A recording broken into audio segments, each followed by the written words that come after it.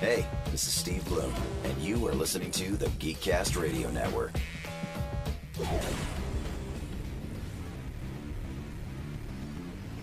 You're listening to GeekCast Radio on geekcastradio.com.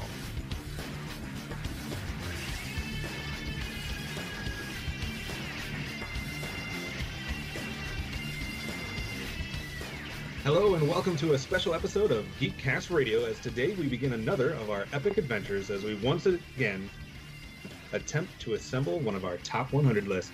In the past, you've seen us tackle the top 100 animated series of all time, as well as the top 100 animated films, and today we begin the third list in that series as we turn our attention to the top 100 animated characters of all time. I am your host for this countdown, OptimusSolo, and joining me today for this first segment of reveals are my fellow cinema geeks, MovieRevolt Dan. Welcome, sir. How's it going? Not too bad. Excited to see how this all works out here. We also have HardCandiMandi. Hello. Yola. Yola from her. FridleyCent's here as well. Hey. Also, as we go through these episodes, we like to bring along a special guest or two joining us along the way. And today we have from the Toonami Faithful podcast, Sketch. How's it going, sir? Great. Happy to be here. Yeah, happy to have you. And we'll have a variety of guests kind of joining us as we work our way through. So it's good to hear from different voices and different takes on all this stuff. Before we get going, Dan, I wanted to quick ask you a question. Are you excited? Last time we did a top 100, we did the top 100 live action television series, and you knew all the answers. Are you excited to be back on the side of the mystery? I'm excited to do all the work. That was putting all the math and all that stuff. That's I was happy to let you do that this time. But yeah, I am, because this one is it was hard enough to put my own list together, so I have no idea of what we're gonna. Especially today's episode, where you get the latter half of it, the bottom 25. It's going to be interesting. So it seems like when we've done these lists in the past, that first section, the first 25, is kind of a wild card for sure. We get to definitely see a lot of variety usually when we've done these. We'll have to see how it plays out today. To give you guys a little bit of the groundwork and the rules as far as how we assembled this list. As we've done in the past, we've invited a lot of people to submit lists and kind of help us form our 100 entries.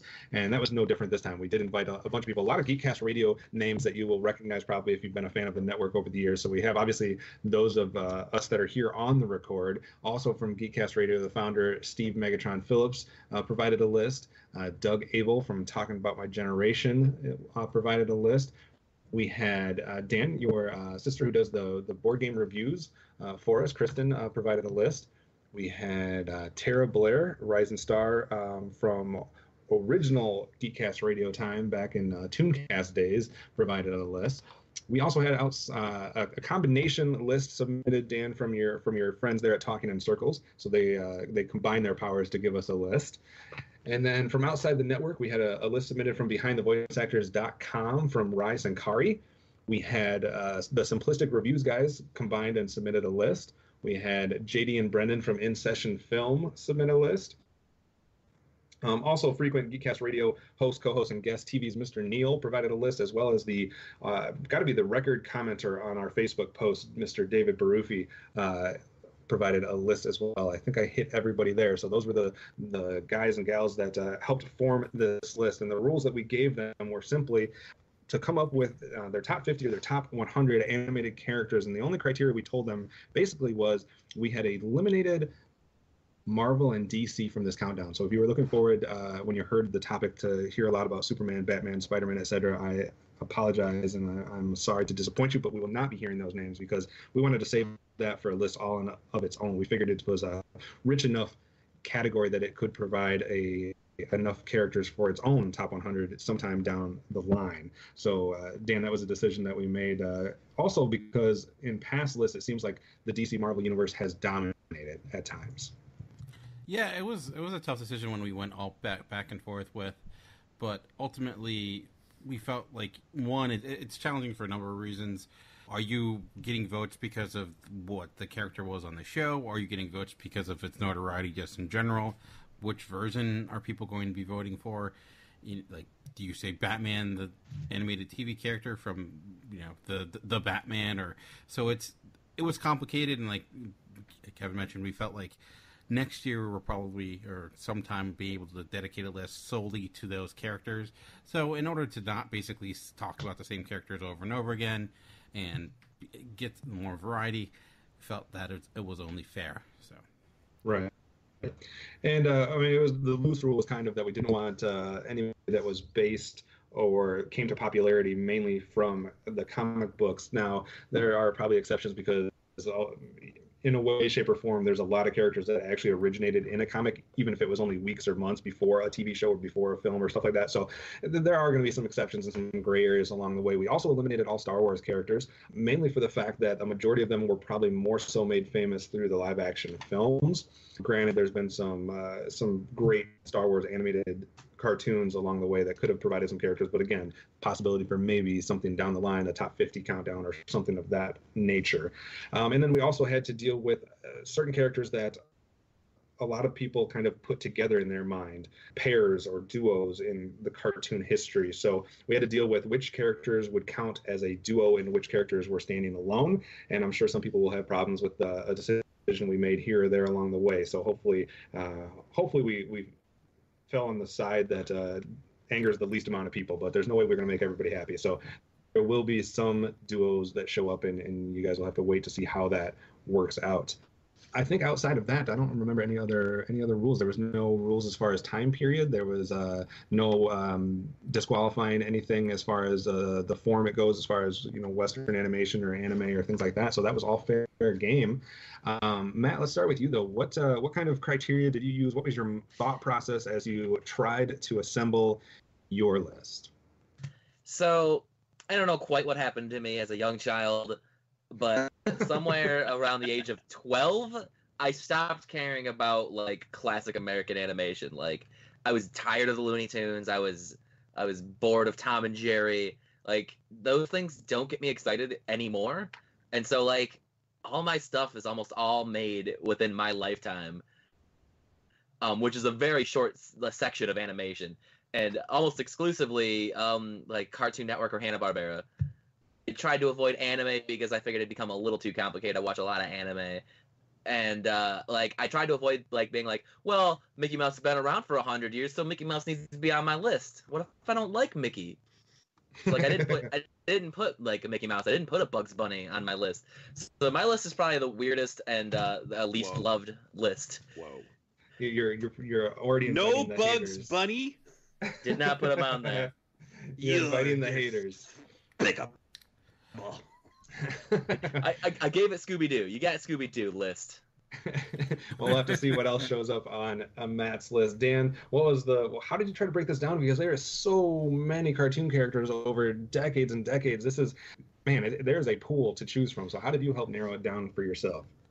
Yeah, actually, I was talking to Dave Brathy, who he mentioned brought a list to us too, and he mentioned this was really hard to put together compared to like last year with the TV shows or previous ones. And this is by far the hardest one I think we've done because of just the huge variety. You could easily do a top 100 Simpsons characters. You could get South Park characters, but like there's so many, and so it's so hard just to pick and choose which ones you want on it. So one thing I did to try to help my own sanity was like, okay, who do I really want from South Park? I'm going to put that on there because I'm not going to put 10 South Park characters. I'm going to try to limit different properties. I try to look at it that way.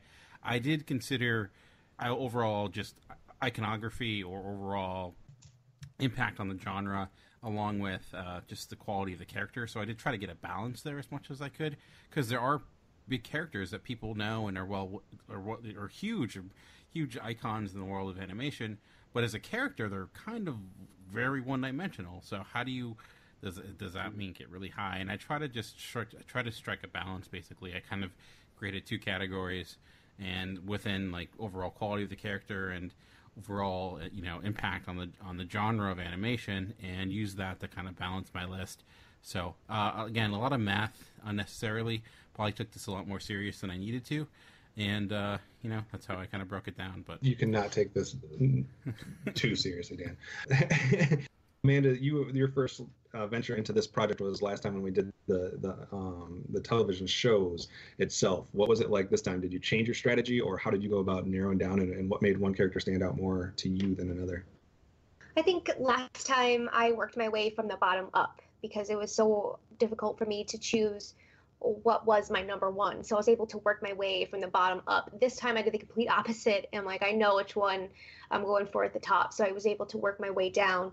And it's always difficult to who's 65, who's 80, that weird area. So that's always a challenge. But I think that I went the most into, I don't know, nostalgia that I ever have, and like what did I get out of these characters? What did my child self get out of this, and did it stick with me, into adulthood? Is this something that I really hold on to even now? So I think that it was more about impact on me as a child.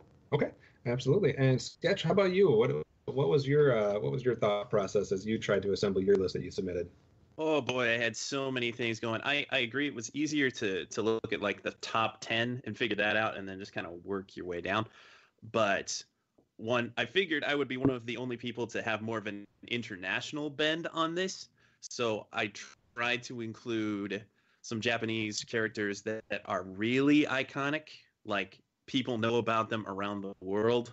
Mm-hmm. And admittedly, what I know knowledge-wise of how iconic they are outside of Japan and America is limited, but I tried to go with characters that I knew had a lot of impact around the world. And also tried to throw in some European characters that I knew of and stuff like that.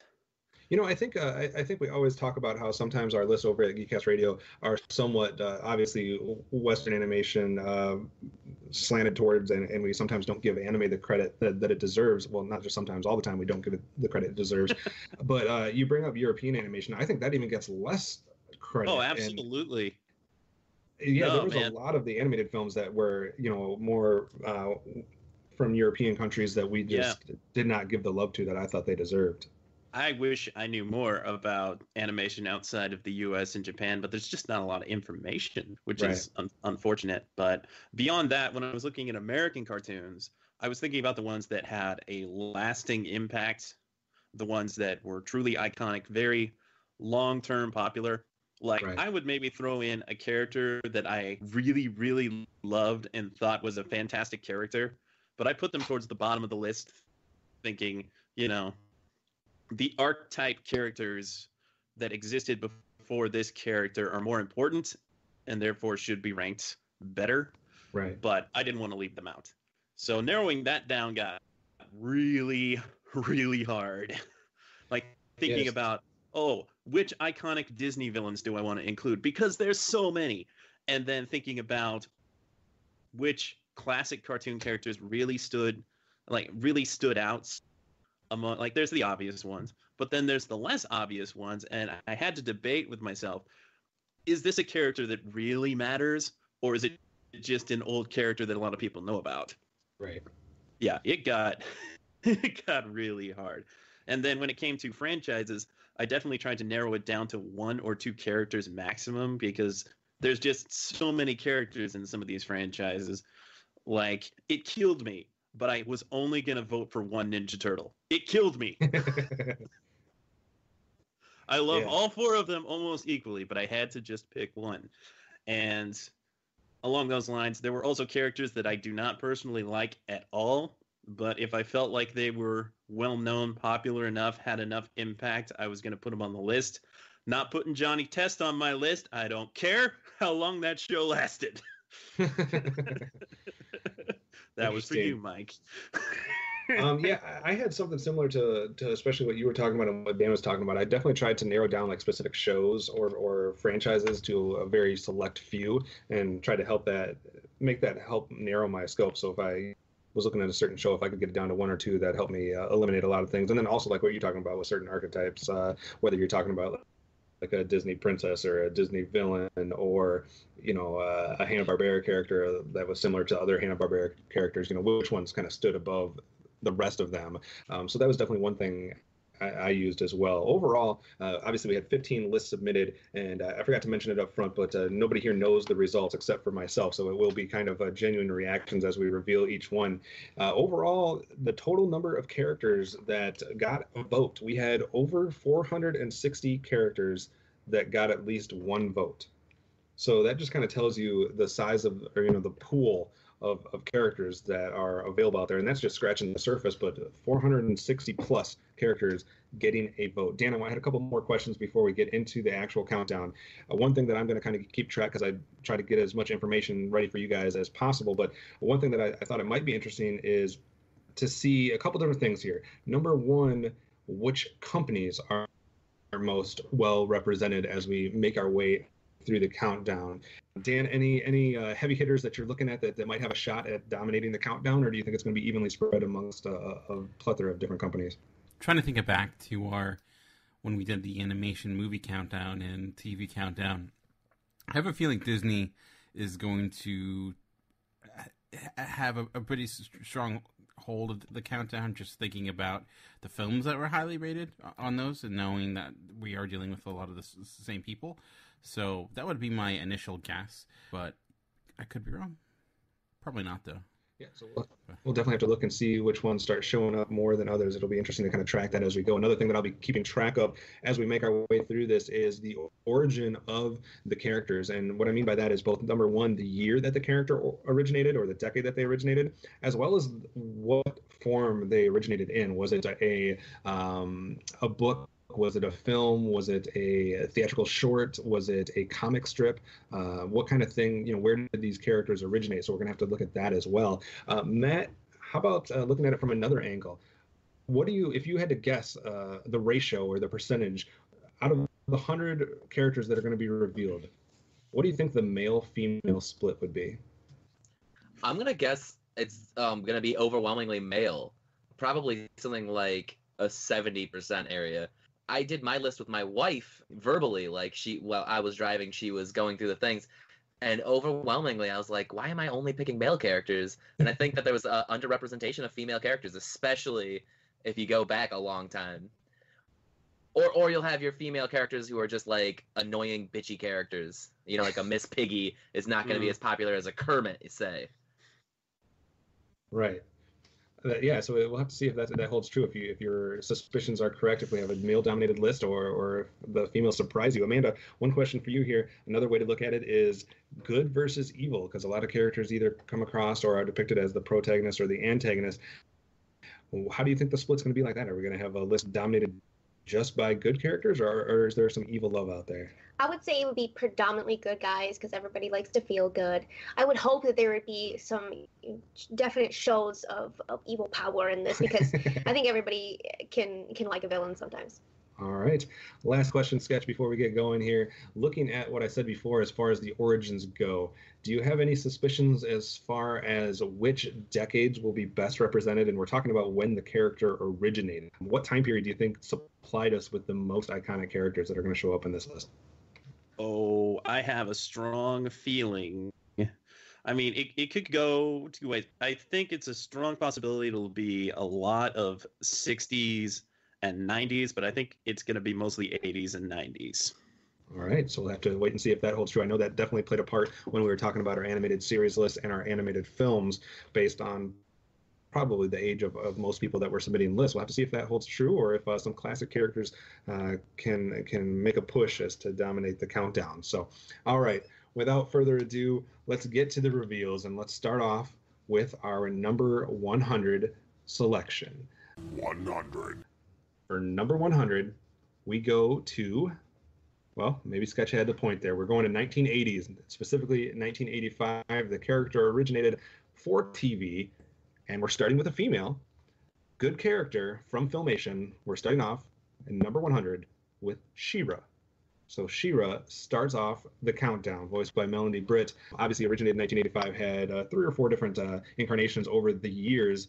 Dan, what do you think of starting off with She-Ra? I have very little thought on this, to be honest with you. I never watched the cartoon. He-Man she wasn't in He-Man. Am I wrong? Am I He-Man and She-Ra are brother and sister. Okay, well there you go. Yeah, so I for whatever reason I skipped over much of that regarding my time in the 80s. But I mean, happy that we're getting some female representation already. That's pretty cool. And though I'm not surprised we're starting in the 80s, I don't know if this is a sign of things to come. But I'm a little surprised you made the list, but made that maybe more my ignorance showing than anything. Well, and another thing, like you said, the wild card that is this bottom, or this first section of 25. Sometimes it does not take much to get on the list in this section of the countdown. If you had at least one person ranking it super high, and we did have one person on the panel, not on the recording panel, but on the group that submitted list that had this all the way up at number 13 on their top 100. So that played a big deal in getting She-Ra onto the list. Matt, I believe She-Ra was on your list as well. So why do you think she is deserving to show up here in the top 100? I love She-Ra. Like, I love like not just the character of the show, because it was like, hey, we're gonna make a female He-Man, like a show aimed at a female audience that's just He-Man, and they like it. I don't know. I love the whole show. They got like the archer guy who's not wearing anything but like wrestling tights and like a shoulder strap. I love She-Ra. I put her right next to He-Man on my list, real high. Yeah, and I think those people that are fans of that universe, definitely She-Ra would place fairly high, and definitely a strong female character from the 80s as far as the action goes, which we didn't get a lot of. So, Amanda, what are your thoughts on She-Ra showing up? I don't have like memories of She-Ra. I am too young, but I'm a little surprised that she's so low. Honestly, I would have thought that she would be higher based on her popularity. Yeah, I mean, I don't know if she's as popular nowadays, and if people, younger generations would know much about her. It might be just a specific generation that really has the memories of She-Ra. I don't know. Sketch, do you think she's deserving or not quite? I think she's deserving. As far as like strong female characters in the 80s go, excellent choice in She-Ra. I seem to recall a lot of people actually liking the She-Ra series more than He-Man, but despite that, He-Man's had many more incarnations over the years. Like the 2002 He-Man show was awesome. Yeah. So you didn't really have She-Ra in that. So bummer there. And I feel like She-Ra's kind of been lost to time a little bit, but I'm not too surprised to see her pop up on this list because, like I said, y'all love 80s cartoons. Right. Yeah, I agree. She does seem like she's got a little bit lost there throughout time. I think the reason that some people do enjoy the She-Ra cartoons better than the He-Man cartoons is because there's a lot of crossovers in the She-Ra series. So you do get He-Man appearing a lot. So you kind of get the dynamic of both worlds in that She-Ra series. Whereas the He-Man series, you're kind of stuck in that one world with the same set of characters for quite an extended time. So an expanded universe. Yeah, exactly. All right. So that's where we start today. Number 100, She-Ra. 99. Actually, though, she was in a tie for that 100th spot, and that brings up a couple different things. The first of which is how we break ties here on the countdown. And the first tiebreaker rule that I put forth here is if there was a tie based on the points, that the first tiebreaker would be who appeared on more lists. So if one of the characters appeared on more lists, then they got the bump. If both characters appeared on the same number of lists, then it was which character was ranked the highest out of all the lists that they did appear on. So She-Ra lost out in this tiebreaker to our number 99, which is also going to probably open up a can of worms on whether these characters should qualify or not. It was hard for me to eliminate them because some of them did appear in an animated form, but it's also hard for me to eliminate them because I don't know if there was ever going to be an opportunity for us to do a top 100 list, even though there was definitely plenty of characters to choose from.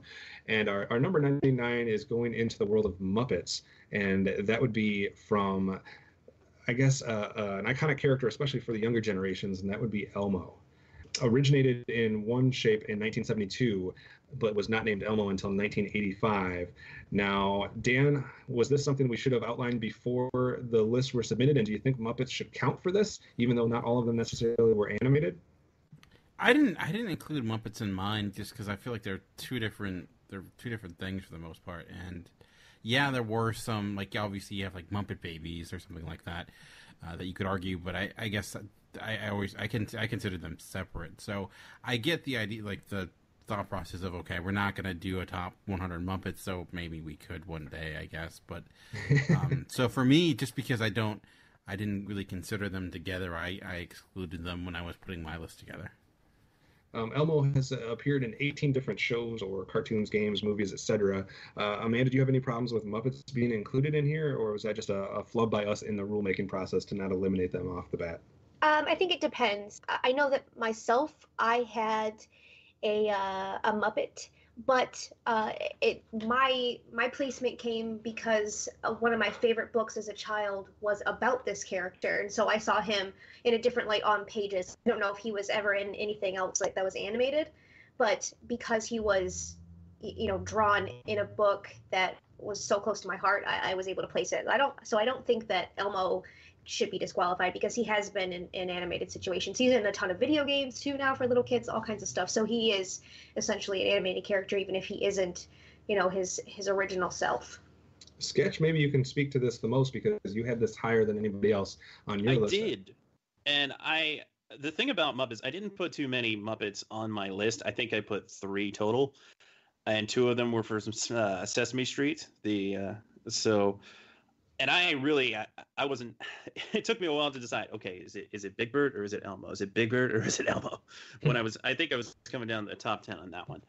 Initially, I didn't want to include any Muppets because I thought that they didn't belong on this list. But at the same time, I saw that they were in consideration, and I thought, okay, so if we're going to include claymation and we're going to include other forms of animation, then Muppets are kind of an animation, and whatever. I mean, these are iconic characters, and so I decided to look at it. Just everybody knows Elmo. Come on. Elmo is arguably the star of Sesame Street at this point, and for many, many years. So I thought he was well deserving of being way up on the list. If he's not considered by disqualification, I'm okay with that. But if we're going to include Muppets, then Elmo should definitely be on the list. That brings up a good question, Matt. If Elmo has snuck onto the list as a Muppet character, what's your expectation of how many other Muppet characters should we see? Is that the only one we should see? Should we see a dozen of them, or are there only a few more that might have a shot? Oh man, until I saw it get posted, the 2 which one of these 2 puppets do you think is better on the countdown, pre-countdown? Yeah. I didn't even think about adding any puppet characters, and now it's like a puppet beat She-Ra. I don't even know what to think anymore. What a world we live in! She-Ra was in the last quarter of my list, and it's like I didn't even consider puppets, and now it's like Elmo. So probably Big Bird, maybe Cookie Monster. I'm gonna say easily 3 or 4, if not more. All right. We'll have to wait and see how many more Muppets appear on the countdown and what kind of controversy that stirs up for the listeners. I would love if Stantler and Waldorf were on this list. I didn't put them on my list because I didn't think they should be, but I would crack up if they made it.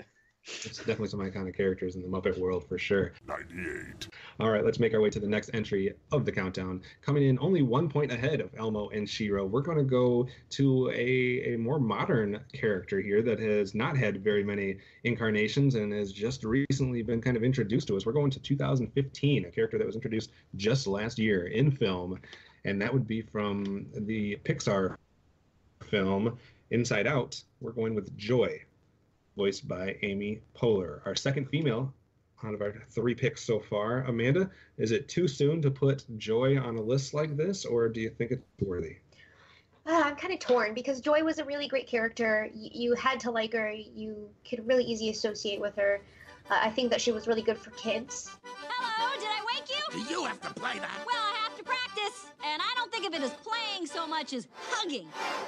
Okay, first day of school. Very, very exciting. I was up late last night figuring out a new plan. Here it is. Fear. I need a list of all the possible negative outcomes on the first day at a new school. Way ahead of you there. Does anyone know how to spell meteor? Disgust. Make sure Riley stands out today, but also blends in. When I'm through, Riley will look so good, the other kids will look at their own outfits and barf. Joy. Yes, Joy? You'll be in charge of the console, keeping Riley happy all day long. And may I add, I love your dress. It's adorable. Oh, this old thing? Thank you so much. I love the way it twirls. Train of thought, right on schedule. Anger, unload the daydreams. I ordered extra in case things get slow in class. Might come in handy if this new school is full of boring, useless classes, which it probably will be. Oh, Sadness. I have a super important job just for you. Really? Mm-hmm. Follow me. What are you doing? And there. Perfect. This is the circle of sadness. Your job is to make sure that all the sadness stays inside of it. So, you want me to just stand here? Hey, it's not my place to tell you how to do your job. Just make sure that all the sadness stays in the circle. See? You're a pro at this. Isn't this fun? No. Atta girl. All right, everyone, fresh start. We are going to have a good day, which will turn into a good week, which will turn into a good year, which turns into a good life. Not being a parent, I didn't see how kids were really directly affected by her, so I can't really, speak in depth on that. But I think that it might be a little too early to put them on here because we haven't even really had time to fully appreciate it. Maybe, I know that people really supported this film and sang praises for it. So I guess I could be wrong because of maybe it's quality and not quantity in years. So. All right. Yeah, none of us on the record today had Joy listed on any of our lists. Dan, In Session Film had it in their top 10. Is it worthy of such a high position? Is number 98 okay, or should it not be on the countdown at all? I think 98's a decent spot for Joy. Top 10 seems a excessive to me, but that's the way it is. I mean, I did enjoy Inside Out a lot. It was the kind of the return to form for Pixar. As a character, though, I like Joy, but I don't know, thinking of how we mentioned previously when I looked at, shows, even I looked at companies, too, like Pixar, and if I was going to name my favorite Pixar characters, I don't know if Joy would be in the top 5, top 10 of those. Yeah, because I like that movie, but I guess, in a way, it wasn't because of her character, if that makes sense. She was adorable. Amy Poehler was great, because she's Amy Poehler, and she's great at everything she does.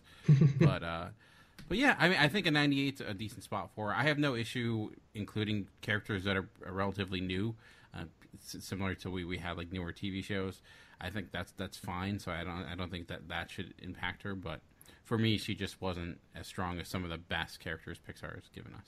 Matt and Sketch, jumping off of that, if Joy is showing up, does that mean we're in store for a plethora of Pixar characters, or do either of you think that there was other characters in Inside Out that were more worthy than Joy? I don't feel like any one character in Inside Out stood out. If someone had just said all of the emotions from Inside Out, I'd be like, yeah, okay. And I feel honestly, I missed something that should have been in my top 50, just that cast. But I mean, yeah, I don't know. I like them. What about you, Sketch? Do you think there's going to be a lot more Pixar characters heading our way? I think there's going to be a decent amount of Pixar characters because there's a lot of beloved Pixar characters. I did not expect anybody from that movie. It's a great movie. It's very enjoyable. I feel like if you did a list of the best groups of characters, a cast of characters, then I would see it maybe up there because they have great dynamic. But individually, Joy is a good character, but I don't think she really stands out that much. I think I might sooner give it to Sadness or Anger. Yeah. That's what I was wondering. By definition of that character, she's limited, obviously. So that's exactly. Well, we'll have to wait and see if more Inside Out characters are heading our way, or exactly how many Pixar films or Pixar characters we'll get, and if it will rival what Dan was guessing might be the front runner of Disney. Obviously, they're hand in hand, but if we make the clarification which one comes out on top. 97. All right, moving on to number 97. I will say that this character shocked me completely that it is showing up on our countdown. Maybe you guys will not be as shocked as I am. We are going to another company. We've had 4 different companies so far: Filmation, Jim Henson's Muppets, we had Pixar, and now we're going into the world of the WB or Warner Brothers for a character that first appeared on television sets in 1993, our third female character, and that would be from, I believe, the Animaniacs was the show that she appeared in, and that is Slappy Squirrel. Oh, yes. Now, Slappy Squirrel made it on the countdown because it appeared in 3 different people's top 50. And it's showing up on our list at number 97 because a majority of us did not have it listed at all. Sketch, you had a reaction there. What do you think of Slappy Squirrel making it on the countdown? And if she made it... Slappy Squirrel is a fantastic character. I didn't put her on my list because, there's lots of really great characters. I mean, I grew up in the late 80s, early 90s, and I have a fondness for those 80s, 90s characters from that era. And Slappy the Squirrel on Animaniacs, like the whole cast of Animaniacs is wonderful. And Slappy the Squirrel is a great character because she is an interpretation of an old cartoon character who's like over it and she doesn't want to deal with things anymore. And she's hilarious. I love her. Amanda, if you were listing your top 5 Animaniacs characters, would Slappy Squirrel even make that list? You know, honestly, even though I've seen a ton of Animaniacs, I don't remember her, so probably not. I think some Animaniacs did show up on my list, but definitely not Slappy, so sad to say no. Dan, we've had 4 picks, 3 females so far. What do you think? Pretty surprising for She-Ra, not too surprising. Slappy Squirrel, I kind of shocked in a way. I mean, I know we have a lot of huge Animaniacs fans that put a list together, so maybe I shouldn't be surprised, but I do think she's a great character. I didn't consider her, not because she was always one of my favorite parts of Animaniacs, but like mentioned previously, I kind of felt like there were more characters that are a bigger part of that show, but she had some of my favorite sketches, or I guess sketches if you want to call them sketches, like the one where they're at Woodstock. Like that's still one of the all-time favorite moments for me for that show. So yeah, she was always hilarious, and with her, I forget her little nephew or whatever that would come along, they were a great pairing. So right. It's a very pleasant surprise this year on this list. Yeah, it's highly ranked as number 13 amongst one of the list submitters. Yeah, Cher Stoner, definitely a great voice work there for Slappy Squirrel, and maybe one that a lot of people didn't think of, but I guess as you think of her, and if you were to rewatch the show, maybe a character that would stand out even higher than you remember. All right, let's see where we go next. 96. We're heading to number 96, also a tie, our second tie of the countdown so far. This individual character tied with Slappy Squirrel, but came out on top because it was on more lists. We're going to yet another company. We have not had a company repeated yet. We're also going back a little bit further in time than we have before. So we're going to go to the world of Hanna-Barbera in the year 1968 for this character that originated on one of the Hanna-Barbera TV shows, a male character, and our first, I guess, quote-unquote, bad character, the famously voiced by Paul Winchell character Dick Dastardly at number 96. Sketch, you had him at 46. He's showing up here at 96. Is it not high enough for Dick Dastardly? No, I think that's good. I put him high on my list because I figured in the grand scheme of things he would end up towards the bottom, as he should. But he's a great character. Like Dastardly and Muttley are fantastic villains characters. Just that classic twirling mustache bad guy. That, I mean, he's not Boris and Natasha, but he's up there. But we'll stop the rest of them when we blast the pads. You plant the dynamite, Muttley. And I'll give you the signal. What was that?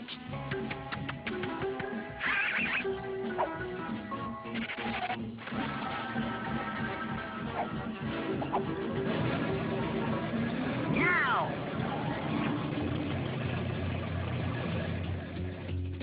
Now what went wrong?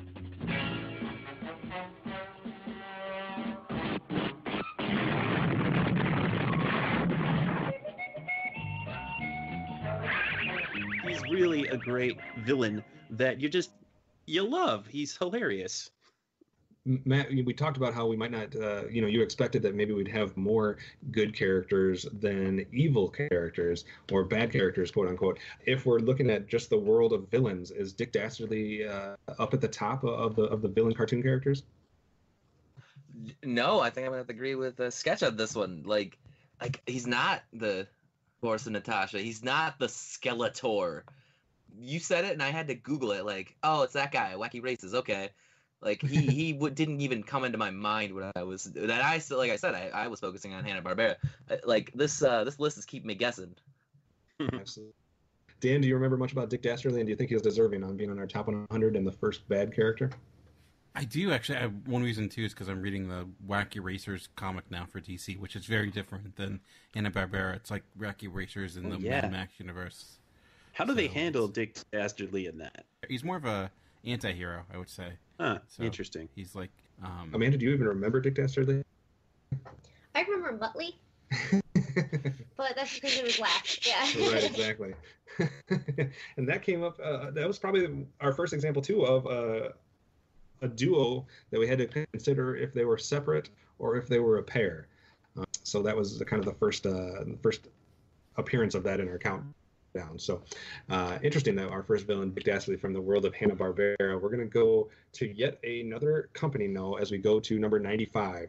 95. I don't know how many of you will recognize this name, but this character comes from the mind and the creative genius of Art Clokey. We're going all the way back to the 1950s, or none other than Gumby. So Gumby comes in at number 95, only 1 point ahead of Dick Dastardly and Slappy Squirrel. Been around for a long time. Gumby. Amanda, top 100 worthy? He is on my list. Can you see? Yes, he was at number 34 on your list. He was a big part of my childhood. I watched a lot of Gumby. He always kind of freaked me out, though, too. Like, I was a little scared of him. Like, I don't trust you, Gumby, all the way, because you can morph your body into all these different shapes. And his relationship with Pokey was such a freaking Debbie Downer. But they always came through and did something pretty cool together and had all these adventures and went to all these different worlds. And I thought it was kind of a cool concept that there was us, like regular people, and then there was like Gumby, and you saw that there was, the two, that it was very different, and his whole world was based on imagination, and it was great. It was a lot more creative than a lot of things that were directed towards that age group. Now, Sketch, you're very similar to where Amanda had it at 34. You had it at 27. Are you a little bummed out that it's appearing already in the list and it should be higher, or do you like that he made the list overall? I like that he made the list. I think he should be at least in the 80s, but I'm okay with it. I mean, the thing about Gumby is he was really iconic for a time, but he hasn't really been in, like, he doesn't really get noticed anymore. And that's unfortunate, but I mean, what you gonna do? Yeah. I mean, if I had kids, I would seek out Gumby just to show them. Oh, absolutely. To freak them out like you were freaked out. Maybe they're more brave than me, okay? Dan, your buddies, the other 2/3 of Talking in Circles had Gumby in their top 20 at number 20, and you did not have it on your list. Is a difference in opinion between the three of you, or just a character that didn't quite make the cut? That's a good question. I guess I just forgot about it when I was putting my list together, and I probably should have had Gumby listed. That was more of an error on my part. There's a lot of characters out there. It's hard to... Yes. Similar to Amanda, Gumby always kind of like freaked me out a little bit. Like, I don't know, something about it always seemed off. I would agree. I think it probably should be higher because he was such a big character for such a chunk of time, but right. He has been somewhat forgotten. So maybe they need a little bit of a Gumby renaissance. So Gumby-sance. Gumby-sance. There you go. It can be voiced by Matthew McConaughey. So. Oh my goodness. I forgot to mention. CG. I forgot to mention last time with Dick Dastardly, we did have a couple people that came real close because Dick Dastardly was in that 96 spot, and Steve Megatron had it at 93, and behind the voice actors, Rice and Kari had it at 92, so they were very close on that one. I actually got pretty close here with Gumby. He's coming in at the 95th spot, and I had it at number 97, so just barely snuck into my list. So, Matt, not on your list, but do you think Gumby's deserving? Actually, Gumby came up when we were making my list, and I was like, he's not a cartoon character. But like I don't know, I enjoyed Gumby as a kid. I don't know that I'd put him on my list though, even if I wasn't making the rules that I was making. Fair enough. All right, moving on to our number 94 pick. Actually, two people on the record today had this character in their top 15. 94. So maybe some disappointment out of a couple of you. Also, our second Hanna-Barbera character and our second quote-unquote bad character originally from the 1960s. We're going with Brack. Amanda, you had this highest on the list out of the panel at number 13. So is this the same Brack that had his own TV show? The Brack Show? Because that is what I based this off. I didn't know he went back that far. But he was on Space Ghost, right? Which also came from the 60s. Yes. So I like Space Ghost. I liked Brack the best. He was so freaking weird. He looked so scary, but he was just so like fun, and you could love him.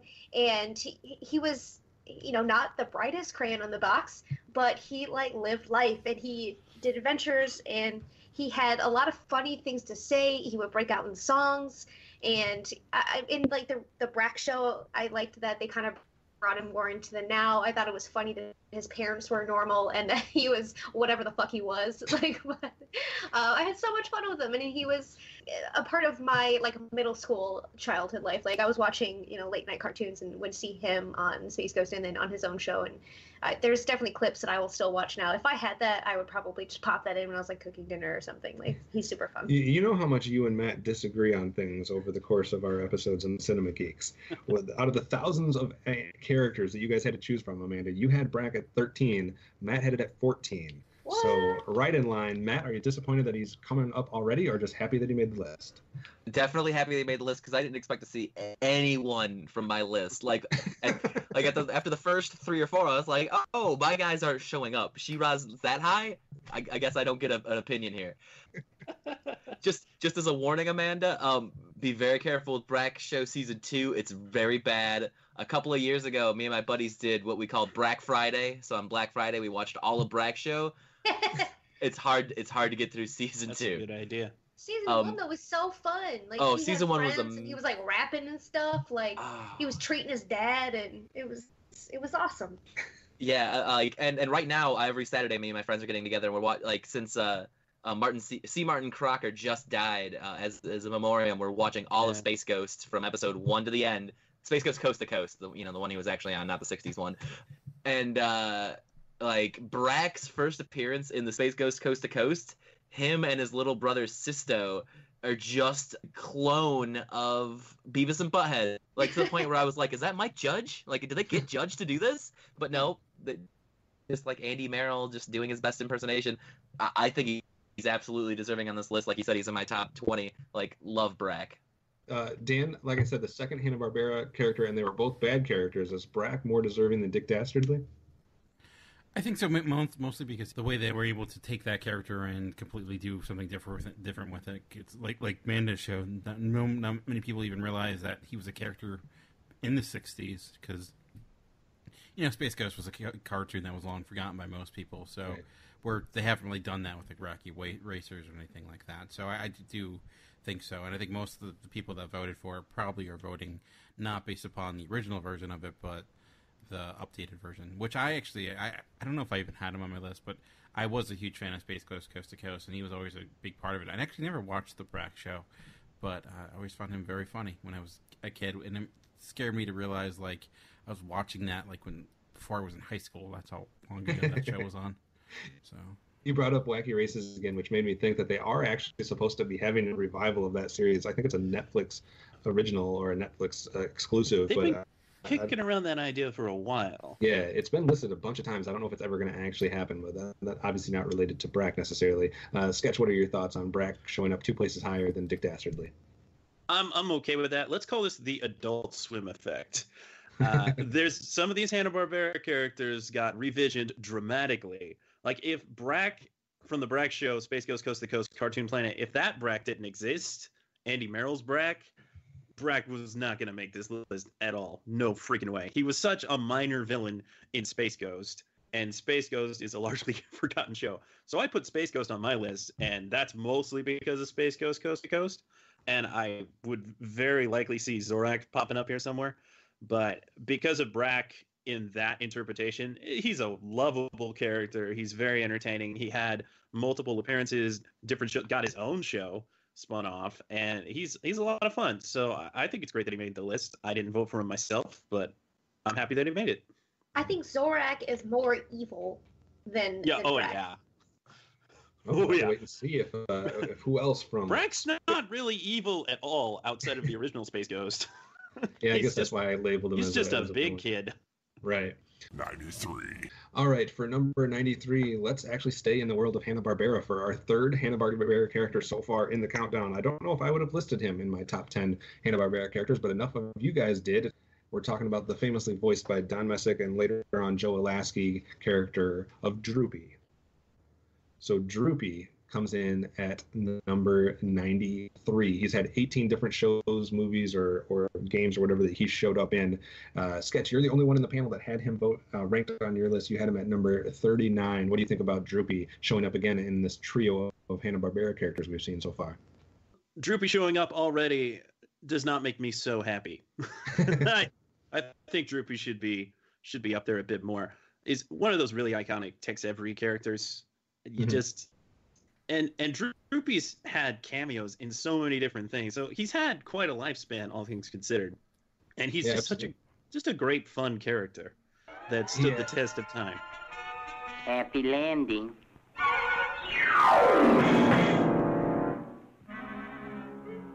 Yeah, I know. He'll probably be right under that rock. Nope, under this one. Oh, no. Yeah, I'm happy that he made the list at all, but I think he should be at least, I don't know, maybe the 40s. He was ranked in the top 10 by TV's Mr. Neil. He had him the highest at number 9.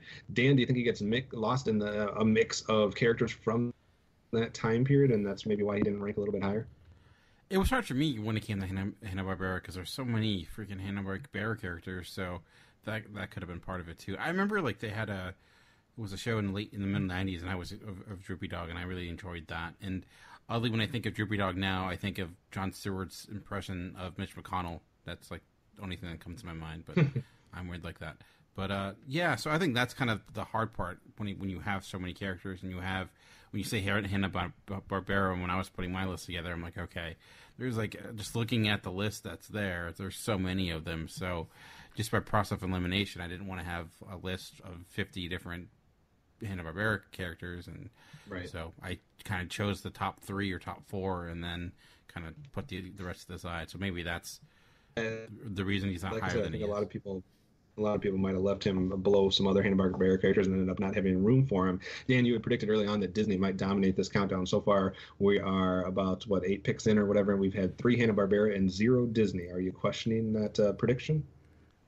No, that just makes me think it's more in the top end, like it was with the movies, because we didn't have many Disney movies to start off with, and then like top 50 on, it was like, all right, here comes another Disney movie. So I'm guessing that's what's going to happen again. Well, anybody else thoughts on Droopy before we move on to the next next countdown? All right. Speaking of Disney, let's get there for the first time. 92.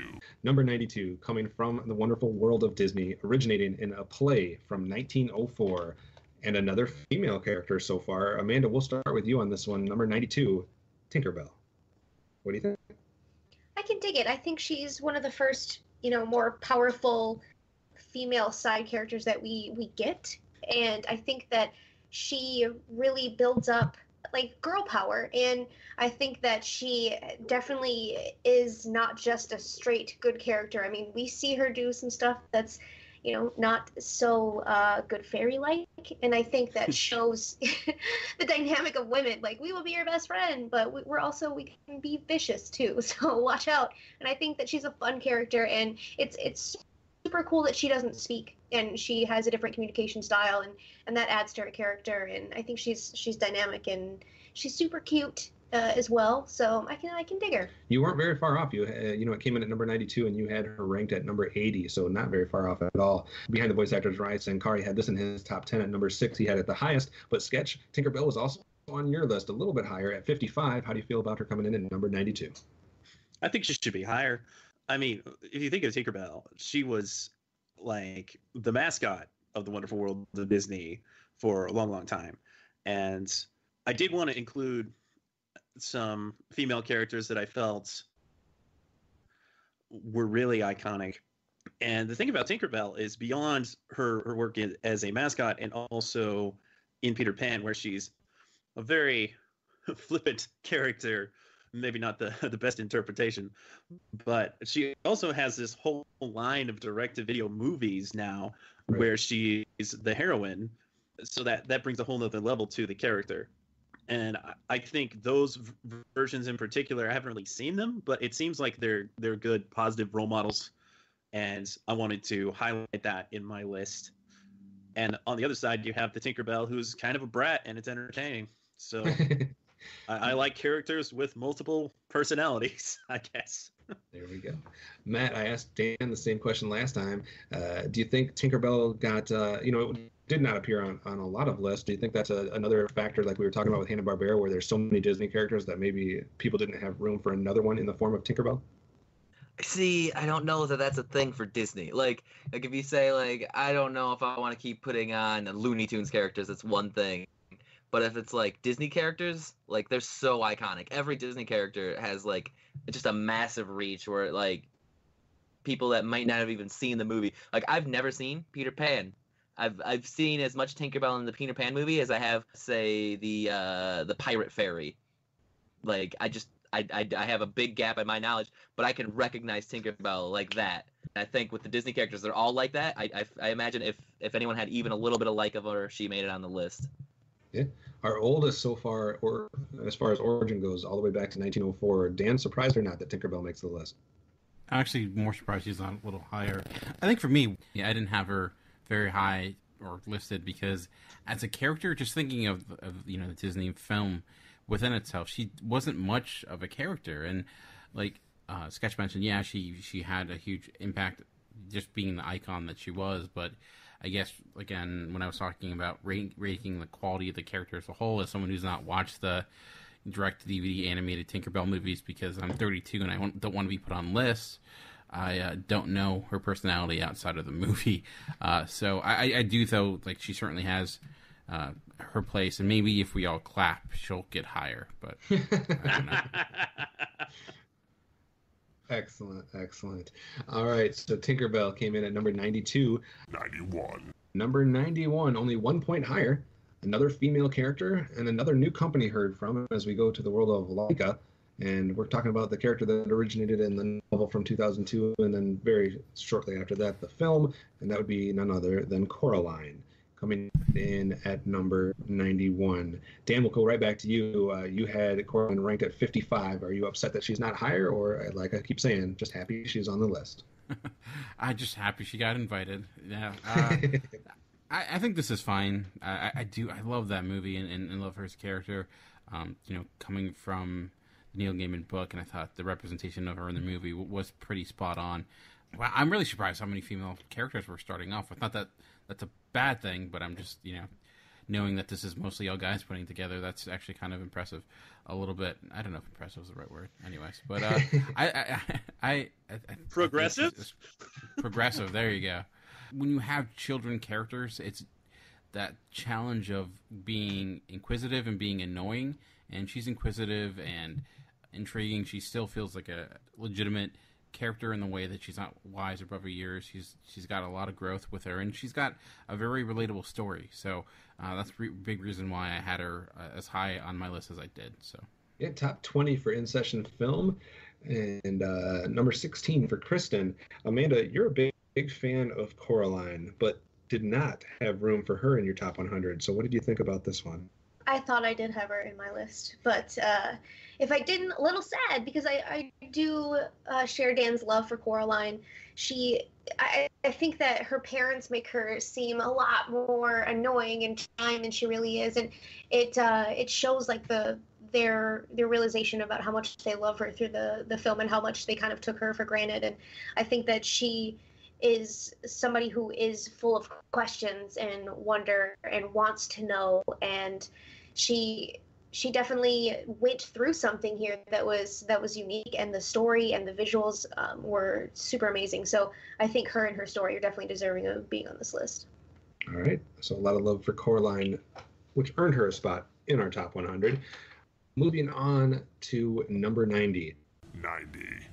First off, I do want to apologize ahead of time. I should have done this before we started the list. But as you guys hopefully know, if you're listening to us over at the Cinema Geeks, we are currently doing a retrospective series where we're going through all of the films of Hayao Miyazaki, and we're only about halfway through so far. So I have not learned all the proper pronunciations from all the characters from his films, or slightly ignorant to some anime as well. So when I mispronounce stuff throughout the remainder of the countdown, just forgive me beforehand. For number 90, we're going to go into that world. From Princess Mononoke, we're going to, hopefully I say this right, Ashitaka? Anybody? Prince Ashitaka. Close enough. All right, Prince Ashitaka from the 1997 film. Matt, I'll let you start because you are on the Cinema Geeks, kind of the Miyazaki expert of us. So what do you think of Prince Ashitaka coming in at number 90? I think he's a great choice. Like I said earlier, I kept anime off, but if I had, he might have made my list. He's like a great stock fantasy character where it's like this bad thing happens to him, and he's a prince. Now he's got to go on an adventure to save his kingdom and his life, as well as to like restore honor to his clan, which is a very Eastern idea that culminates in this massive, sprawling, magical story. Like, great character, great story arc. This is a perfect choice for a top 100. Thumbs up to whoever put him on their lists. Well, speaking of whoever put him on the list, In Session Film had him all the way up at number 7. That's the highest anybody had it. Dan, you also had on your list at number 33. What do you think of our first entry as far as the world of anime goes? Glad we have some, because I know that's always an issue when it comes to any animated list, when it comes to GeekCast Radio, so that's great. It's just funny that this comes into what we're a couple weeks away from actually covering this movie. So Princess Mononoke is my favorite Miyazaki film, and he's a big reason why. Like Matt mentioned, he's a great fantasy character. He has a strong story, and as we're going through all those movies, you really see those really rich characters that have a lot of dimension to him, and that's certainly the case. So I'm happy, very happy that he made the list. I would have hoped he was maybe top 50, but, with GeekCast Radio, when it comes to anime, we grade on a curve, so I'll just say this is whatever 20 list, whatever he is now, add 22 or minus 20 to it, and that's really, really where he falls. So. Yeah, absolutely. 89. All right, moving on to number 89, and another company that we have not heard from yet. We're going to go to the world of Amblin Entertainment. Actually originated in a book, 1981, but more popularized, obviously, in the film. And we're talking about the one and only Roger Rabbit. Also appeared on 7 lists. That's the highest we've had so far. Appeared on 7 of the 15 lists, but 6 of those people had him in the 60s, 70s, 80s, that range. So that's why he's not any higher, even though he did appear on 7 lists. The highest he got was ranked at number 39. Dan, you had Roger Rabbit at 77. He's coming in at 89. Since we just talked to you, why don't you start here? What do you think of Roger Rabbit making the list? It was hard ranking Roger Rabbit because it's one of those characters where he very much is meant to be a representation and reflection of other characters. So it's like, does he count? Like, how do you rank him as a character? That's where I struggled. It's like, do I put him up higher? So I do feel like, Roger Rabbit is such a landmark animation. Because of that, he's deserving to put on there. So I felt, in the 70s was a good spot for him. But, he can be a little annoying as a character, but that's kind of the point. But I do think just based upon the impact of that movie and the characters within it, and the fact that he landed Jessica Rabbit somehow, you got to give him props for that. So yeah, his rankings on the list were 77, 63, 66, 85, 58, 39, and 82. So a little bit of a range, but a lot of people here in that 60 to 80 range. Amanda, you were one of them at 82, and it came in at 89. So do you think that's pretty spot on? Yeah, I do, because it's only a few off of mine, and I like to be right. But I agree with Dan. He's kind of annoying, but he's got to have, like, mad game if he got Jessica Rabbit. I don't know what was up with that, but I think that he had a ton of heart. He was super selfless.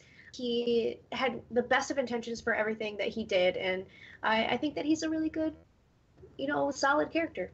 Matt, as far as the little one-on-one versus matchups, and one of them that we did post was Roger Rabbit versus Jessica Rabbit, as far as which one was the better character. If we're seeing Roger Rabbit on 89 at the 89 spot, does that mean that we will not see Jessica Rabbit, or does that mean we should expect to see her even higher? So part of me wants to be like, she's probably lower. Because the story, it's not her story. It kind of is, but it's not really. But at the same time, he said these lists are almost all guys, and she's Jessica Rabbit. So I don't know how to swing this one. I think if I had put him on my list, I probably would have put him above her. So that's what I'm gonna go with. I actually have a lesbian friend that I went to school with, and she shared her experience when she first realized she was gay was when she saw Jessica Rabbit. I can believe it. So I'm sure. Yeah, I'm like, yeah, I can see that. I'm pretty sure she made a man out of a lot of boys. Sketch, you had Roger at 58. A little upset that he's not higher? No, not at all. I think particularly Roger Rabbit is a character that I included more so because of the movie and how big of a deal that movie was. As a character himself, he's a good character. he's an interesting character. He is kind of a flanderization of various other characters, all combined into one. But as a singular character, he's all right. But because of the movie being that important, I feel like that brings him up to a certain level, but I wouldn't have him higher than this. Fair enough. 88. All right. I haven't mentioned it because I guess I haven't wanted to point it out, but when we get to number 88, it's going to be the first character that's actually been on my list for, let's see, I'm on a drought here. The last 6 characters did not make my list, so we're finally at one that was on my list, so I'm going to have somebody to talk about, hopefully, here at number 88. Going back into the world of anime and going to the character that first appeared in the 1951 manga, we're talking about the classic, maybe the godfather, I guess, to a lot of Western audiences as far as anime goes, and we're talking about Astro Boy from way back when. So Astro Boy coming in at number 88. Dan, you had him at 66 and I had him at 67, so we were almost lockstep on that. What do you think about Astro Boy showing up on the countdown? He's one I don't honestly have a huge amount of experience with. I do remember the recent film that was, I want to say a decade ago, was really like my major experience with him, but this is one I ranked solely, honestly, on reputation, just because I know his place within animation is pretty astounding. Expanded years. I know there's been video games. He's a huge major character, kind of along the lines of Speed Racer. So because of that, and because of his impact on the genre, that's kind of where I ranked him and why I put him on my list. I think we posted a matchup of Astro Boy and Speed Racer. Maybe I could be wrong, but I don't think it got hardly any comments, which surprised me. But maybe that's more so because a lot of people have experience with the character. And I'm like you, Dan. I mainly ranked him based on reputation and the fact that I just thought from an impact standpoint he deserved a spot on the list. Sketch, you maybe know a little bit more about Astro Boy because you had him all the way up at number 23. What do you think of Astro Boy showing up on the countdown? Maybe I look like a poser, but honestly, I don't. I just know that Tetsuwan Atom is a huge character around the world, and to this day, it's still very popular. And it was one of the, well, I mean, honestly, like the first big anime hit in America and other parts of the world. He's a good character. He's a good archetype. I feel like he's a lot like Mega Man, to make a video game character comparison. And it's also kind of like not a modernization per se, but like a scientific version of Pinocchio. And he's a good character. He's an earnest character. He's a lot of fun. He does all these cool things with all of the weapons that he has. He has guns in his butt. So there's that.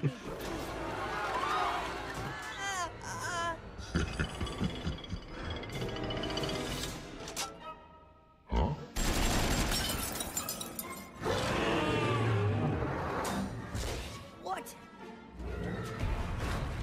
I got machine guns in my butt? You gotta be kidding. But the most I've seen of Astro Boy is a little bit of the old shorts. I saw them. They ran them on Adult Swim for a while because apparently Mike Lazo, head of Adult Swim, adores Astro Boy. So they played a whole bunch of that. And the 2000-something series, that aired briefly on Kids WB and Toonami. And I saw some of that, and it seemed all right, but it was also kind of not the best dub. So I didn't pay too much attention to it. But I like the concept a lot, and the character is enjoyable by himself. I just think he's really iconic, and therefore I put him really, really up there on my list. Yeah. Amanda, a character that has a lot of history. Have you ever seen anything involving Astro Boy? I know what he looks like. All right, before your time for the most part. 87. Going to number 87. Again, my apologies if I'm saying this wrong. Tetsuo from Akira. Correct pronunciation of Tetsuo! Canada! So from the character that originated in the 1982 manga, another anime character, Dan, you had him ranked fairly high on your list, right around the midway point. What do you think of him showing up here at number 87? Is this a first for Animated Countdown with GeekCast Radio? 2 anime characters back to back? Before. And 3 out of the last 4. I know. Wow, that's pretty cool. I remember when it came out, or at least when it was big in growing up as a kid in the 80s and 90s, when the only way you can get it was like if you called the 800 number or whatever, or got a pirated copy, or so that's a big reason why Akira holds a place with me. You want to call Again, an like- 800 number or a 900 number? Because that's confusing. What are you doing here? Why would you call it 800 number for a TV show? You would have to call it and order it and stuff like that. Like you couldn't just Get your go to mind the store, over pick there. it up. Commercials on TV. It's like, check out this amazing animation from Japan. Oh, it was like a mail order thing. Like you had to get it in the mail. Yeah. Back It's in the for day, those of us when- that lived before the internet. Yeah, you couldn't just download things. It was weird. Like you had to wait for it to. days. But anyways, I do feel like Kira's often the first anime film when people talk about anime that are maybe have a general knowledge of it. They're like, oh, you mean like Akira, and because of that, I felt like he had a place on my list. And I don't know as a character if he's super strong, but do enjoy that movie a great deal. So similar to Roger Rabbit in the way ranking him because of the impact of the film was the same mindset here. A lot of love from the movie podcast submitters because In Session Film had him at number 12, and the first time we're mentioning simplistic reviews since the introduction had them all the way up at number 2. That is, I think, the highest we've seen show up so far. So had them all the way to number 2, and simplistic reviews is probably not listening anymore because we've only had 2 people that have shown up on their list so far with Brock and Dick Dastardly. So Akira character showing up all the way up at number 2 on their list. Matt, I know you like a lot of anime, but you disqualified them. If you were including them, how high would this character land on your list? I don't know. I feel like I have a sort of history with Akira. It was one of the very first things that really cemented anime in my mind. It was this and Princess Mononoke. I saw them in late middle school, and then I was like, they're doing this is probably when I stopped caring about Looney Tunes. It was like, what is America doing? Like, why are we even trying? Because Japan's got us beat. And I love Akira, but at the same time, I haven't seen it in 15 years. And so it's like, I would put it on, I'd put someone on my list from it if I was doing anime just because of the reference, but I can't really point to one of the 2 really big characters and be like, this one's more important or this one's more entertaining. Gotcha. All right, so like Dan said, the second anime in a row and the third and the last 4 picks. We'll have to see if that trend continues or I just not. want to chime in here. Go ahead. I don't think Tetsuo is worthy of this list at all. I don't think he's a good enough character. Why do you say that? He's just kind of a whiny brat. Really? The movie itself is stunningly animated. Definitely a classic. Anybody who loves animation should see Akira. But Tetsuo is a character. He's like an annoying brat. He gets superpowers. He's overwhelmed by them, and then he's not that good a character. I don't like him. Maybe it's personal bias that I just don't like the guy. But yeah, if he's on this list, I think he should be more in the 90s. But whatever. I think I'm actually going to have to agree with him because I couldn't remember whether he was the antagonist or protagonist, and it sounds like Kaneda's not that good either. Oh, okay. I feel like if Sketch saw my list, he'd be very upset, especially in my top 10. Here's why I like Kaneda, because he was voiced by Cam Clark in that one dub. Nice. All right, so some dissenting opinions here on the Akira character showing up. So you definitely, listeners will have to chime in and let us know what you guys think of that appearance or not. 86. As we move on to number 86, we're going to have a couple firsts here. First time we had a character that originated in the 70s, 1973. First time we had a character that originated on a comic strip. And the first time we've seen a character from the company, regardless of which version you go to, either Ruby Spears or GEEK Entertainment. For number 86, we're going to Heathcliff, the lovable cat. Amanda, we had a matchup on the Facebook page, Heathcliff versus Garfield. Where do you sit on that debate? And is Heathcliff worthy of being on our list here at number 86? I think Heathcliff can be here if Garfield is much higher, which I'm thinking he probably is. Although I think that maybe we should have done the matchup and forced either one out. I think that they're pretty similar, but I think Garfield definitely ranks above Heathcliff. It's kind of similar personalities. I remember a lot more Garfield than I do Heathcliff, but I think that Heathcliff is kind of like quintessential 80s kind of vibe, even though he came out in the 70s, right? 1973 as far as the comic strip goes. I felt like it was like the some first 80s cartoon stuff. was more so 1979, 1980, 81, that range. And it was definitely more, fun and gritty. Dude was on the street. Garfield was just chilling in his house. You know what I mean? This dude Heathcliff had the street cred. Yeah, he had the street cred.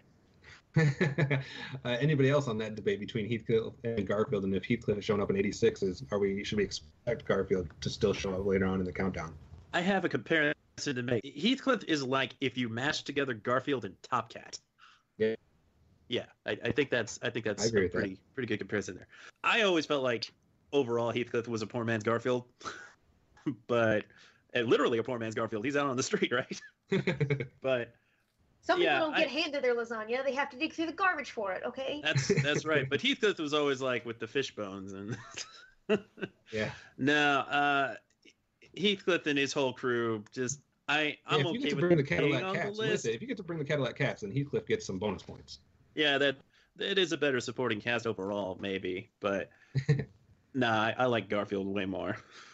Heathcliff made it on to number 81 on my list. It comes in at number 86. Dan, obviously not on a lot of people's list. They showed up on 6 lists overall. Do you think he's worthy or not? Worthy? I don't know. I guess so. I was never a Heathcliff fan personally. Every time I watched the show as a kid, I just was bored. I don't know why. It did not click with me. And I guess I'm like, I'd rather watch Garfield because I find him funny. And I never found Heathcliff funny. So I guess you could say he's certainly deserving because he was pretty prominent character for such a long time. But as a character, is just simply the quality of it. I was never a fan of it. So I'm indifferent overall. Also forgot to mention that it's another first. It's the first time that we have seen a character voiced by the legend himself, Mel Blanc. I would only expect that we're going to see a few more along the way. Oh, that's right. Matt, what do you think about Heathcliff coming in right now? Like, I want to rep Heathcliff because I feel like Garfield stole his shit and then got more popular. That might be true.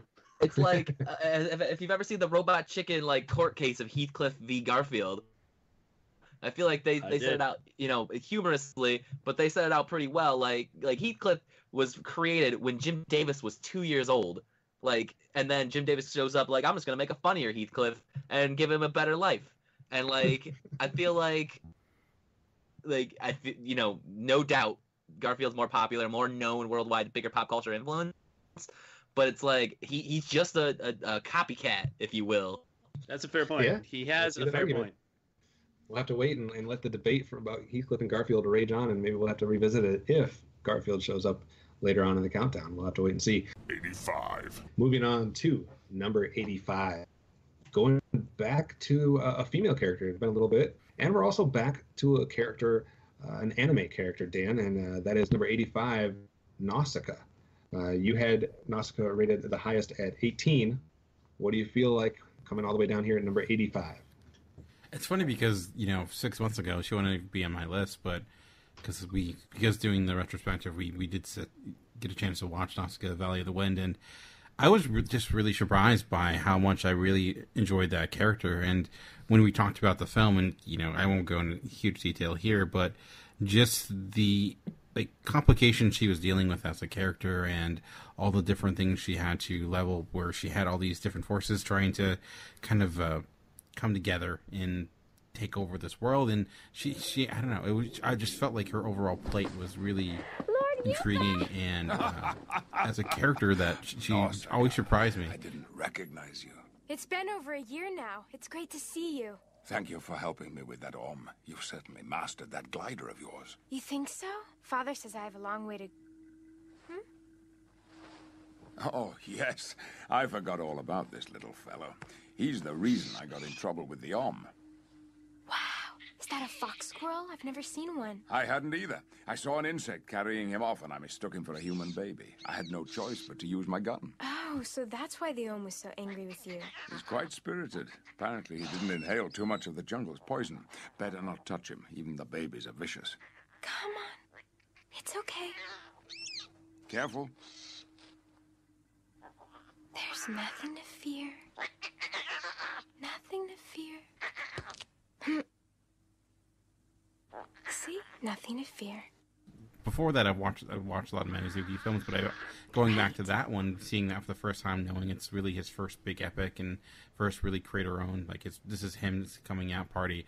I just was really impressed with how she kind of set the stage for a lot of characters that were to come. So I felt like, in a way, ranking her that high was in almost representation of a lot of the characters Manzuki was creating, because there are elements of her that I think you can probably put in a lot of his best characters. So because of that, I had her in my top 20. I mean, obviously, I would prefer if she was higher, but like I said, when it comes to anime in these lists, we tend to grade on a curve. So I'm happy that she's at least here. So, Matt, this is let's see, the fourth anime character that's come up here. We had Ashitaka, Astro Boy, Tetsuo, if I'm saying any of those right, and now Nausicaa. How do you feel as far as the ordering of that goes, and do you think they're all worthy, or is Nausicaa specifically worthy of being in the top 100? I've said it probably every time we've done a movie in the Miyazaki retrospective. I would rate the lowest Miyazaki movie like a 7, and most of them around the 10 range. You're never going to hear me complain about a character making it on this list, even if it's just like, how about the younger sister from Totoro? It's like they're all deserving. Like, I could do a top 100 Studio Ghibli characters list without batting an eye. So, like, I just hope other characters make it higher. That's my piece on that. All right, Sketch, you were the dissenting opinion first as far as the last anime character goes. Do you think Nausicaa is more deserving? Very. I think Nausicaa is a great character. She's really the archetype for Miyazaki's heroine characters. As Daniel said, you can see her personality in many of the other characters to come after her. And if you look back on Nausicaa, The Valley of the Wind is a fantastic movie. I feel like Miyazaki was really on point with all of his social commentary in that movie in particular, and it's kind of gotten out of hand since then. But Nausicaa as a character is a very strong female character. She fights her own battles. She's trying to bring together these two worlds, and she's admirable as a character. And there's not that many really great female anime characters that I can think of, and Nausicaa's definitely up there. Amanda, you just recently obviously watched this for the Spotlight as well, but Nausicaa did not make your list. How close was she? Besides the fact that she's a really great character and strong female lead, super likable, very skilled, and worthy of the respect that you see that she gets, I wasn't as impacted by her as a lot of the other characters on my list. Like, this was a very nostalgic list for me, and she just didn't find any room there because I had so many other picks that I thought were more deserving based on the impact that they actually had on my life, whereas I saw this as an adult and wasn't really impacted. All right, fair. I mean, I enjoyed the story, and I think that she was fun, but just wasn't as impactful for me. Makes sense. 84. All right, next up on the countdown, number 84, possibly the Sophie's choice of the countdown, perhaps, as one of you brought up in the introduction. How do you choose between four brothers? Well, number 84, we have from the original 1984 Mirage comic book, Donatello, which I guess will lead to a lot of questions amongst the group. How do you go about rating these guys? Do you rate all four of them? Do you pick your favorite? Amanda, how do you feel about Donatello? He's not my favorite turtle, but I definitely dealt with the same kind of conundrum here. I'm like, I could have all 5 of them on here easily, but I did just stick with my absolute faves. I forced myself to just pick, and I think I went with, should I even reveal that yet? I think I went with Michelangelo and Raphael. I was Raphael like 3 times for Halloween when I was little, so I had to put him on there.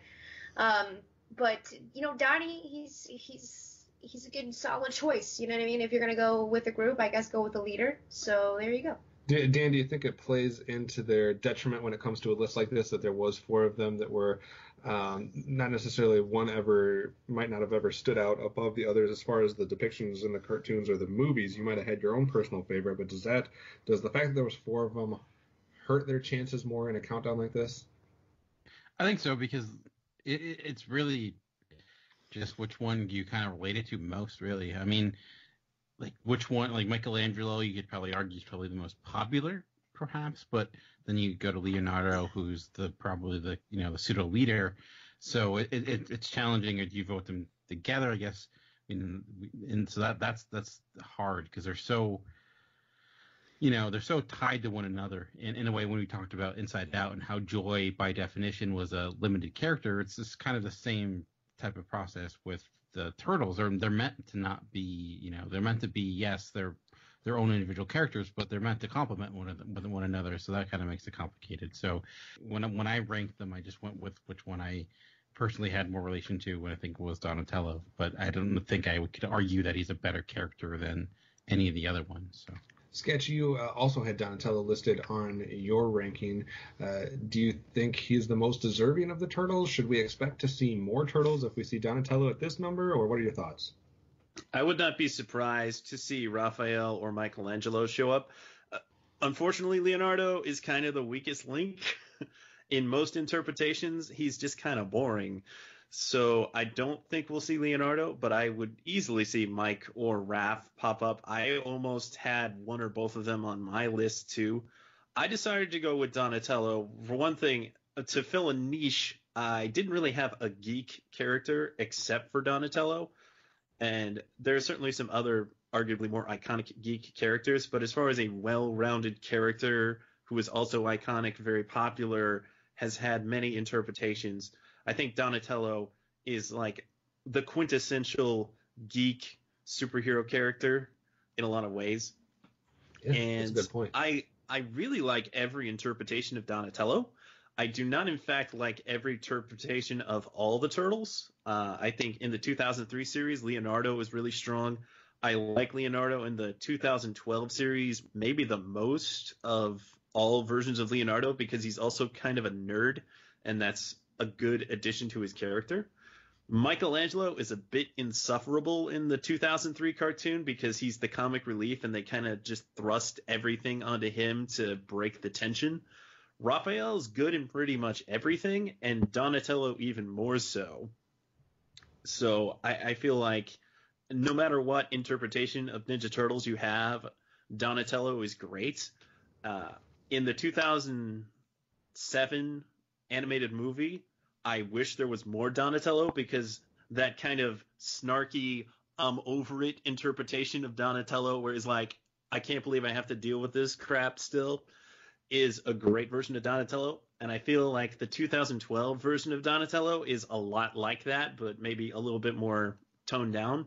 But a sarcastic, kind of high-strung Donatello is even better than a really smart, nerdy one. So I think overall, every version of Donatello is great, but Donatello among the turtles, if I had to only pick one, even though Michelangelo for many years was by far my favorite turtle. Plus, if we're going to throw video games into this, you're always Donatello in the video games. Come on, everybody's Donatello. Matt, he brings up a good point about Donatello being a geek character, and this is obviously a GeekCast radio network. Does that make sense that he is the turtle that's showing up, or should we expect a couple more? I mean, it's an interesting thought where he said he didn't have enough geek representation. I guess, I didn't think about that. Everyone approaches these lists differently, and hearing so many people say that Raphael and Michelangelo are hyper popular is weird, because those two I would rate really low in my Turtles experience. So Donatello would be my 1 or 2, and him showing up now, to me, is well, are they really gonna put Leonardo above Donatello? If no other turtles showed up, I wouldn't be surprised. But if another turtle showed up, I also wouldn't be surprised. If I had put them on my list, I would have put all 4 turtles together, because again, it's hard to separate them out. Okay. Well, it's been a while since we had a tie, so let's head to one next. 83. Tying here for in the 82nd/83rd spot with 259 points. We have 2 different characters. Let's start with the loser of the tiebreaker, and that would be our first character from the world of Hasbro, as certain people may be rolling their eyes out there. Originated in the 1982 comic book. Also, been a while since we had a bad character. So let's go to, with number 83 choice, Cobra Commander. Interesting here, was in one person's top 10, one person's top 20, and one person's top 25. So the people that ranked him very high. I'll start, because when it came to villains, especially 80s cartoon villains or action villains, I kind of used what we talked about, Dan, in the beginning, where if I was going to put one on there, I narrowed it down to probably just one. Because obviously there's a ton of those type of archetype characters, I guess you could say. So Cobra Commander did actually not make my list at all, but he is here nonetheless on the countdown here, number 83. Dan, is he the best out of the 80s action villains, or is he not deserving to be mentioned here in the top 100? The best out of 80s action villains? That's a good question. I guess you would have to just, based on popularity, him and like Megatron would be neck and neck. I was always more of a G.I. Joe fan, personally, than Transformers. So I would say, yeah, I would maybe lean toward Cobra, but as a character, I don't really think he's super strong. I think I'm happy where he's at, and I'm actually surprised he's not up much higher. He just was, I don't know, like he was just the 80s villain. He's evil and talks kind of like a snake. But I don't know. Ignition transmitter ready? Yes, Commander. I am about to make the first test.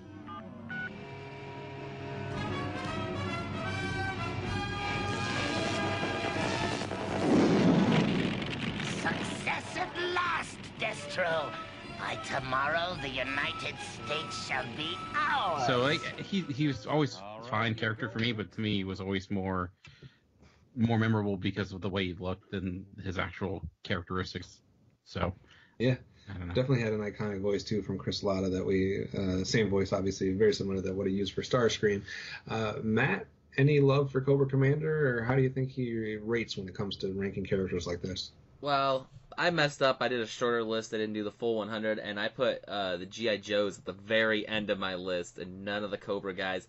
But thinking on it, I feel like the G.I. Joes, like, I don't know, I don't really feel like a connection to any one of them. Like, no G.I. Joe stands out. But with the Cobra, the Cobra Enterprise, like Cobra Commander, Baroness, like Destro, they're all, I feel like, more fleshed out individual characters. Like, I'm glad he made it the top 100. He may be a little bit higher than he deserves.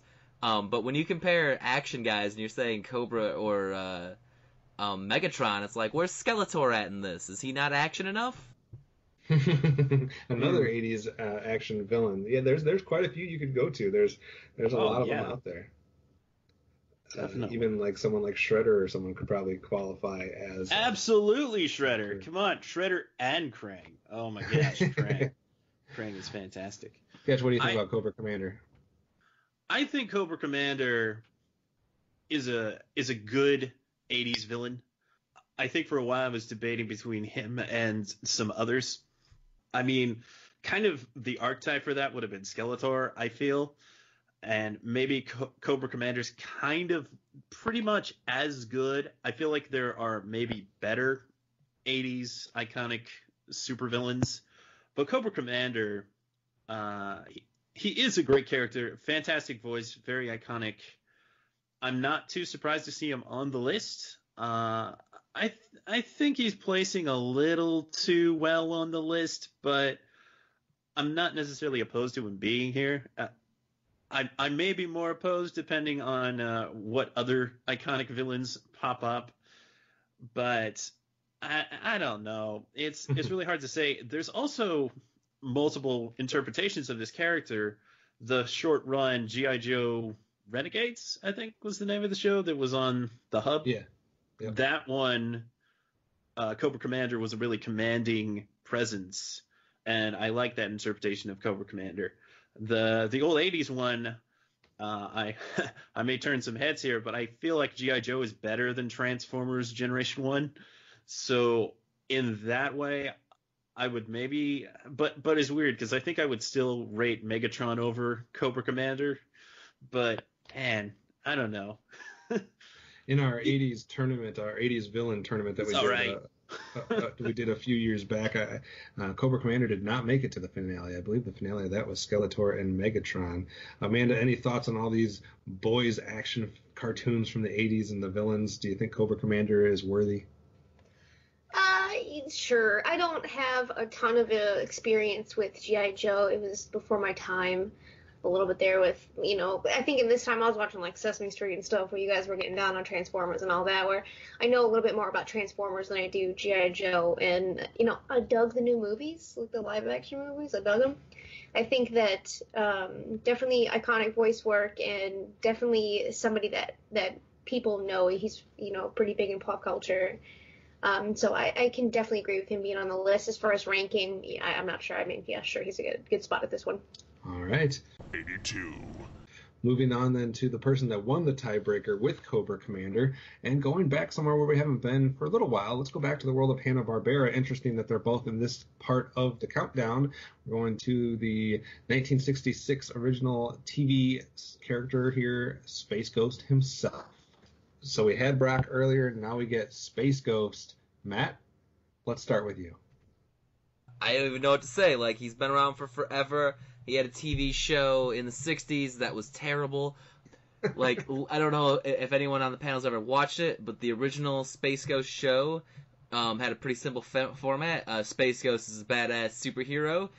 He finds himself without his powers, and then a monkey saves him every single episode.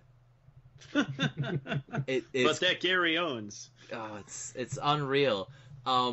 But then again, revived in the 90s with Space Ghost Coast to Coast. He then has appeared in a lot of other things, like the Bragg Show, I believe 12 Ounce Mouse, probably Aqua Teens, considering they started on his show. Like, he's one of my favorite characters in any form ever. I have a costume that I should not wear because I'm a large guy and it's very white. I can't talk enough about how much I love Space Ghost. I spent way too much money on Space Ghost. Matt, you are the first person to see their number one pick fall. Are you sad about that? I am not surprised. I'm actually surprised he made the list even at all. Like I said, my list is not the normal list. Dan, reading off the rankings that people gave to Space Ghost, outside of number one for Matt, we had a 50, a 68, a 69, a 76, and an 83. So it seems like there's some agreement as far as the placement goes. Falls a little bit down here to number 82. What do you think of Space Ghost being another Hanna-Barbera character that appears so far on the list? I think this is a pretty good spot for him, like Matt mentioned. I think this is all in like with Brack. This is, I think, more of a ranking based upon the reimagining of the character in the 90s. And, that show that came out, Coast to Coast, in the mid-90s was like so ahead of its time. It really pioneered the whole Adult Swim movement that came.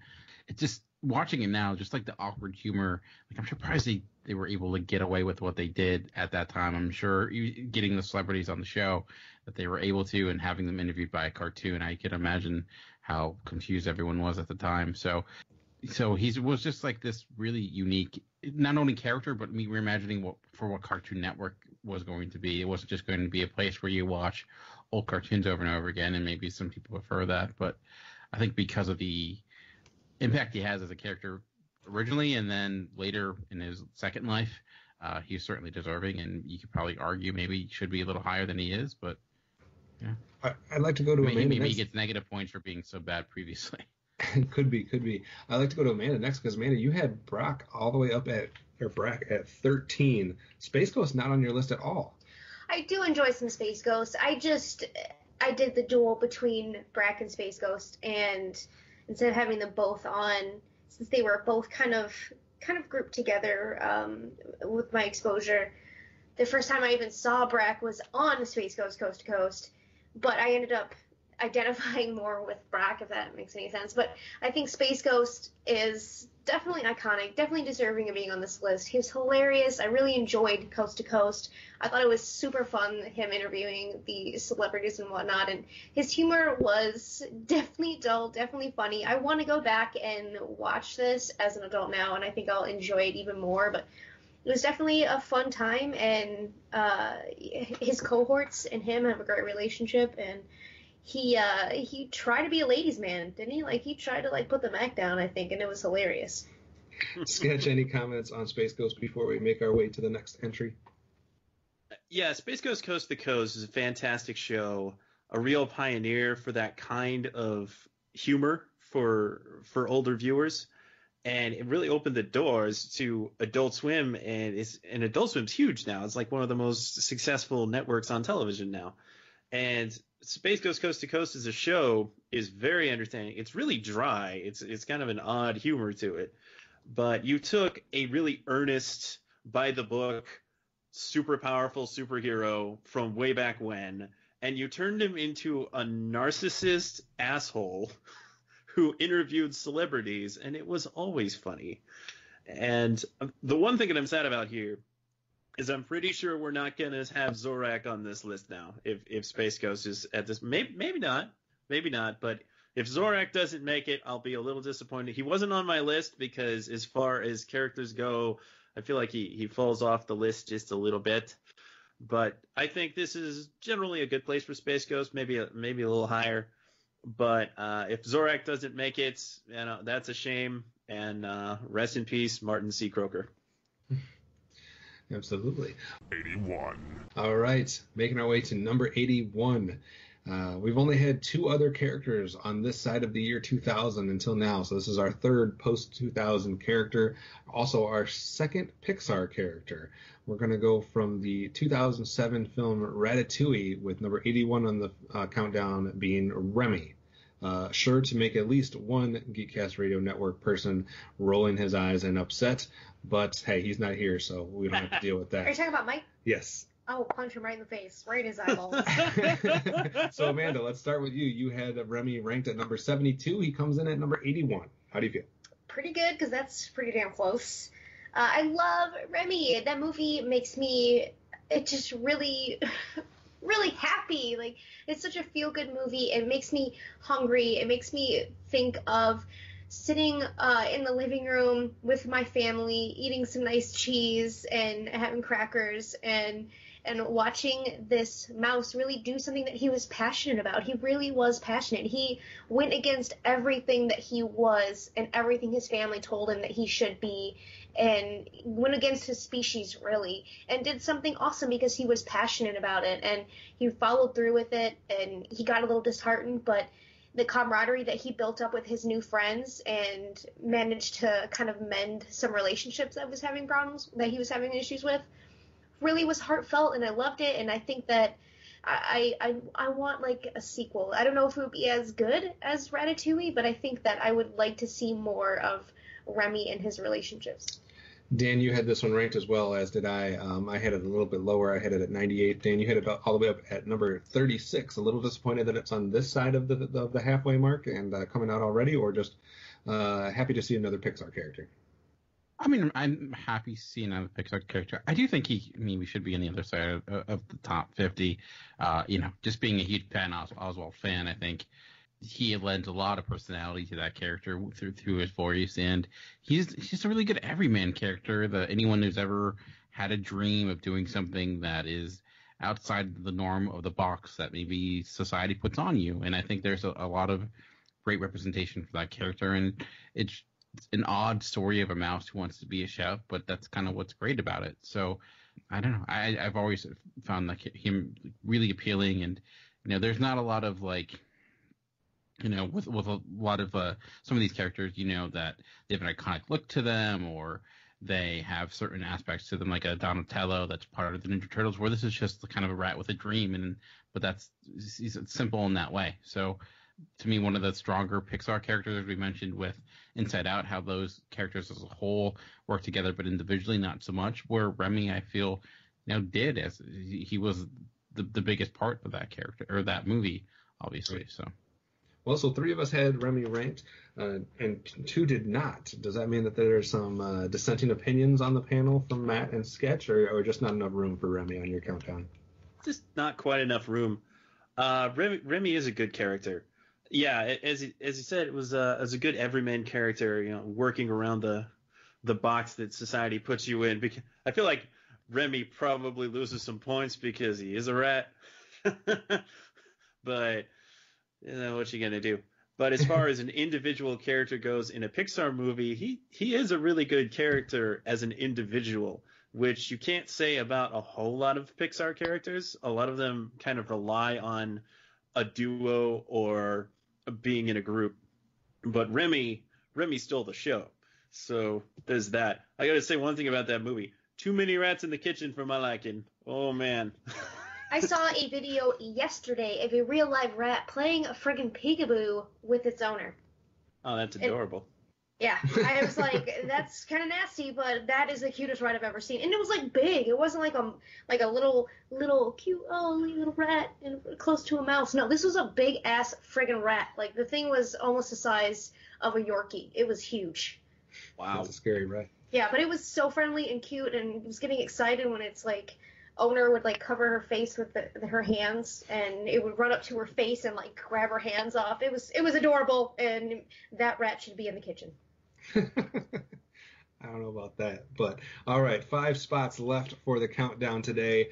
I guess buckle up here because it seems like we're going a little bit all over the place for the remaining 5 spots. Some interesting selections that surprised me for sure.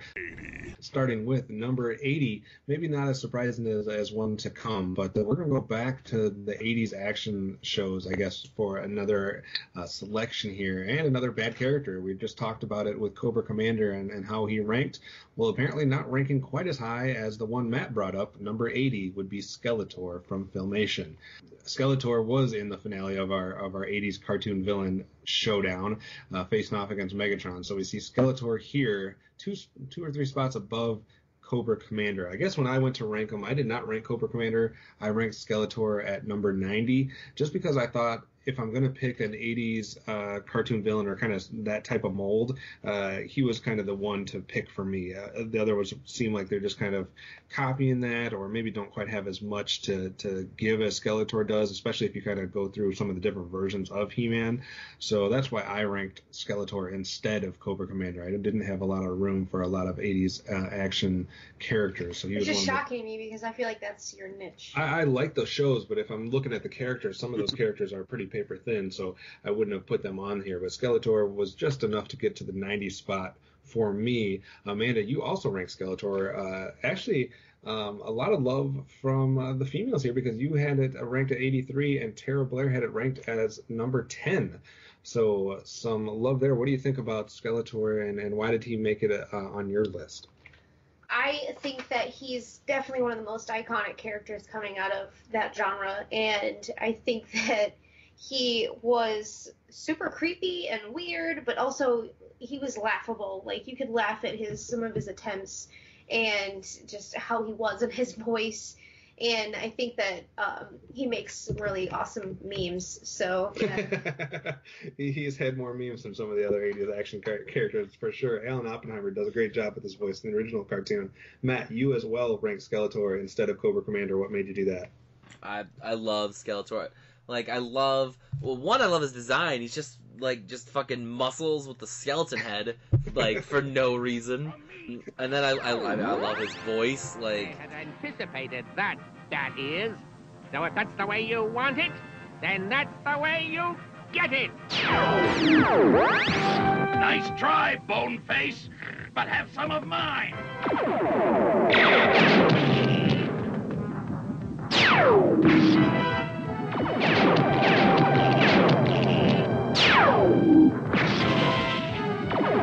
You blasted blue bungler! Take that! Getting rusty, Hordak? Try this! And the reimagining in the early 2000s, like, he was a total badass, like, sorcerer, swordsman guy. Like, he's my favorite 80s villain, probably.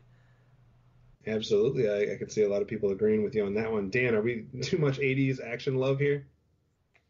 I mean, we're not talking top 50, top 70, 80. I think Right. is fine for Skeletor, you know. So, like I said, He-Man was one thing that I missed in my childhood, so I didn't really rank him, and I think I ended up ranking Cobra instead. So I can't really argue one character is better than the next.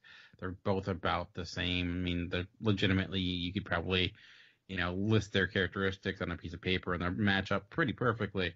So it's just really a preference, really. Yeah, I can see that for sure. Sketch, you did not rank Skeletor either, so do you think... I almost did, though. He was on Okay. my list at one point, and I bumped him off for another iconic villain. I think Skeletor is a great 80s cartoon villain.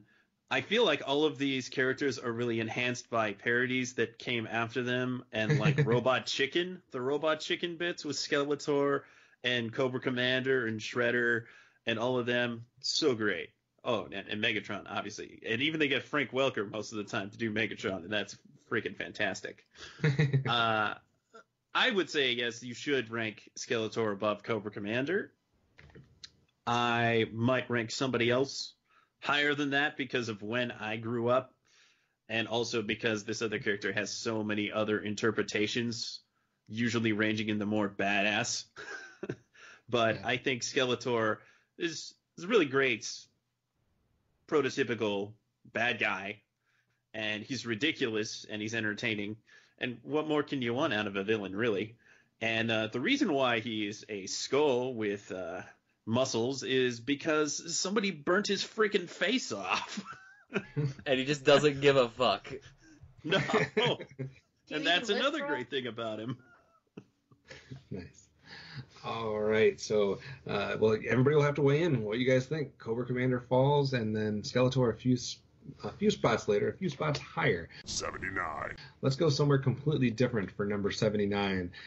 We have not had a character based on a theatrical short for a while. We also haven't had a character that could go back a ways in origin. We're going back to 1943 for only the second Disney character so far in the countdown, or characters, I guess you could say, because this is our first pairing that we've had, and it is none other than Chip and Dale at number 79. Dan, not too far off here. You had them ranked at 60. They fall here at 79. What do you think of the first duo of the countdown, Chip and Dale?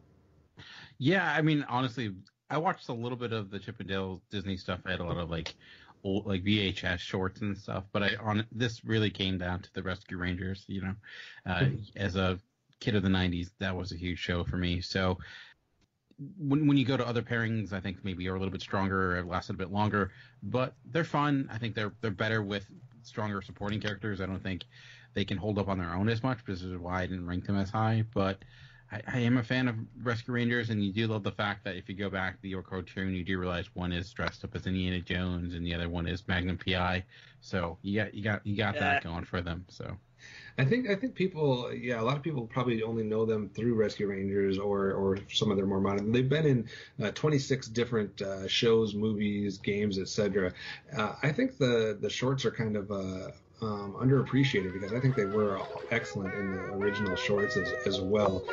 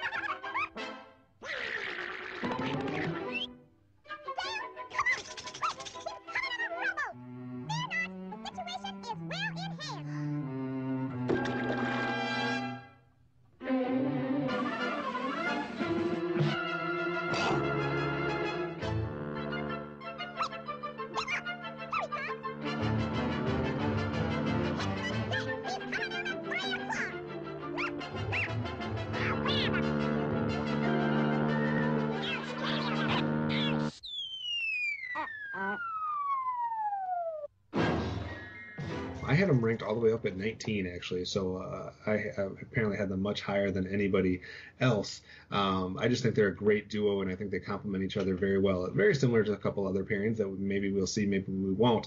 But I have a lot of love for Chip and Dale, not just in the Rescue Rangers, but in the shorts as well. Amanda, Matt, or Sketch, any comments on Chip and Dale? I think Chip and Dale is kind of in the part of my life where I just was kind of starting to be able to remember things. So memories of Chip and Dale are kind of vague for me, but I really remember enjoying them. And I definitely saw them in Rescue Rangers, and I think that they were super fun and super cute, and I wish that I remembered them more. Fair enough. Matt? I mean, she echoed my opinion perfectly. I mean, we are the exact same age. All right. So, Sketch, any last thoughts on Chip and Dale?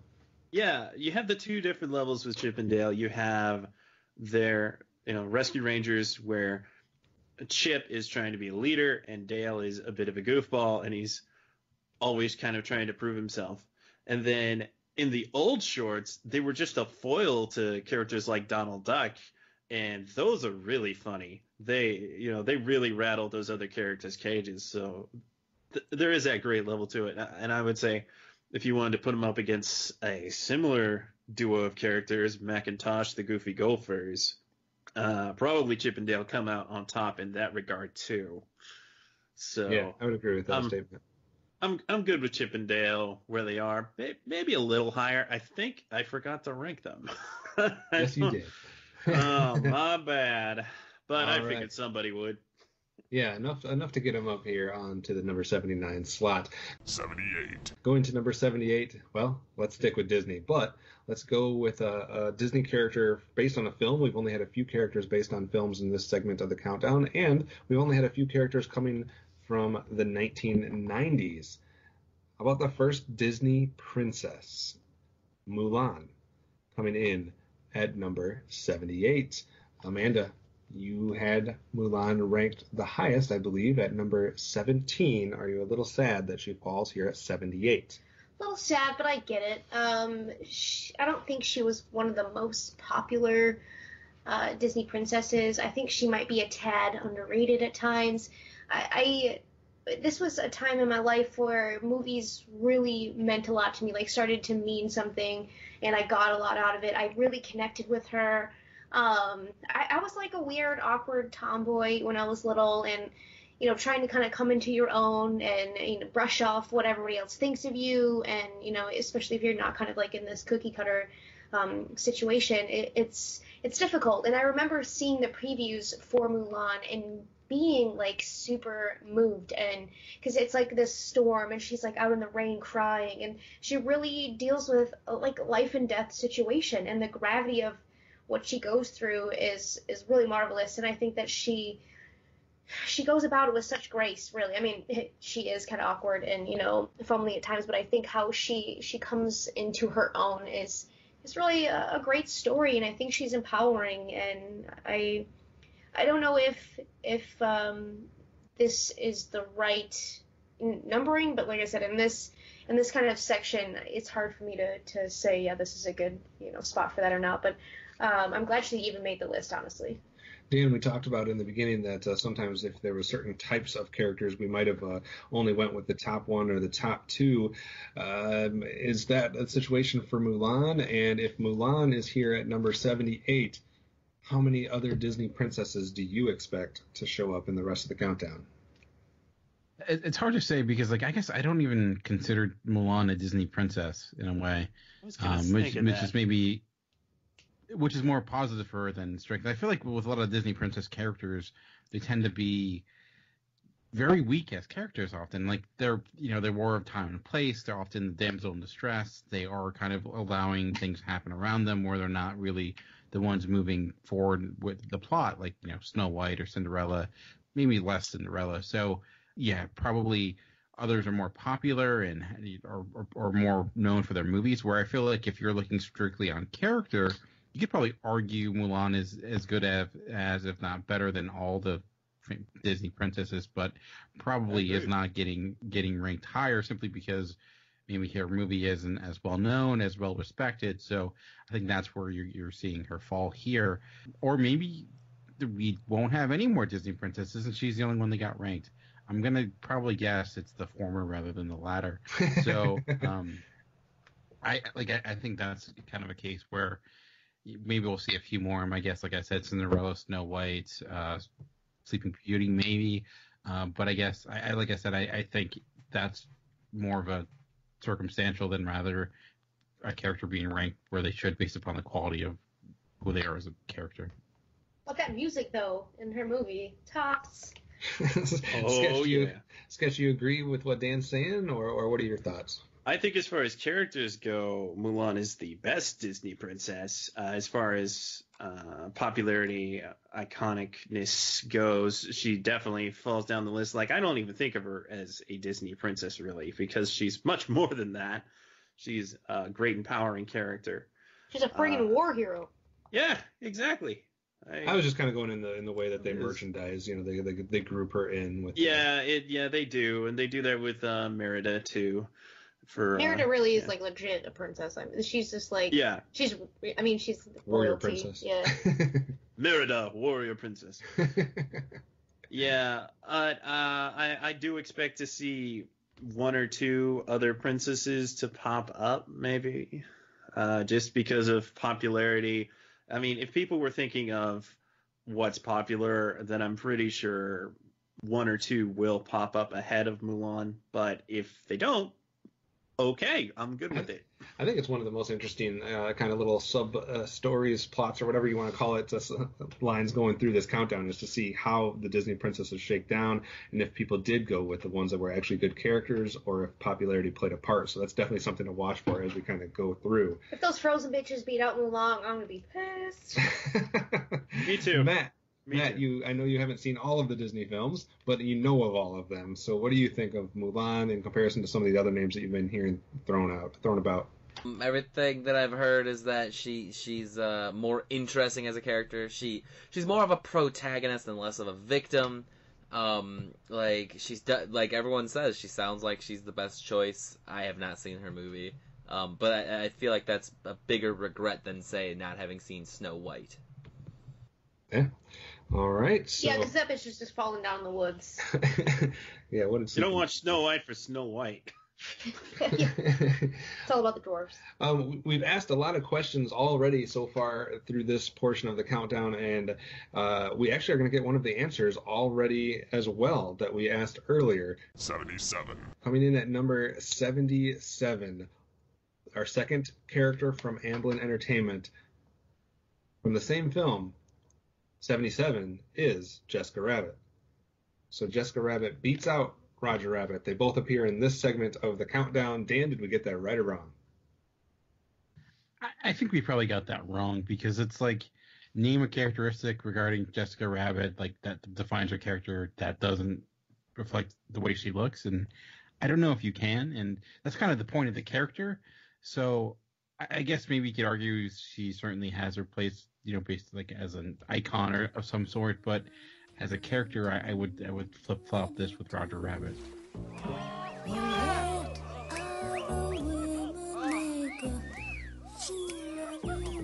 Why don't you do right like some other man do?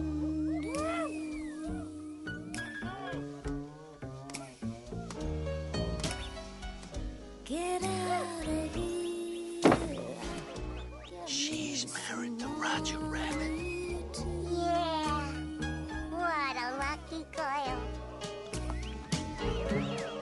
Now if you had prepared 20 years ago, you wouldn't be wandering now from door to door.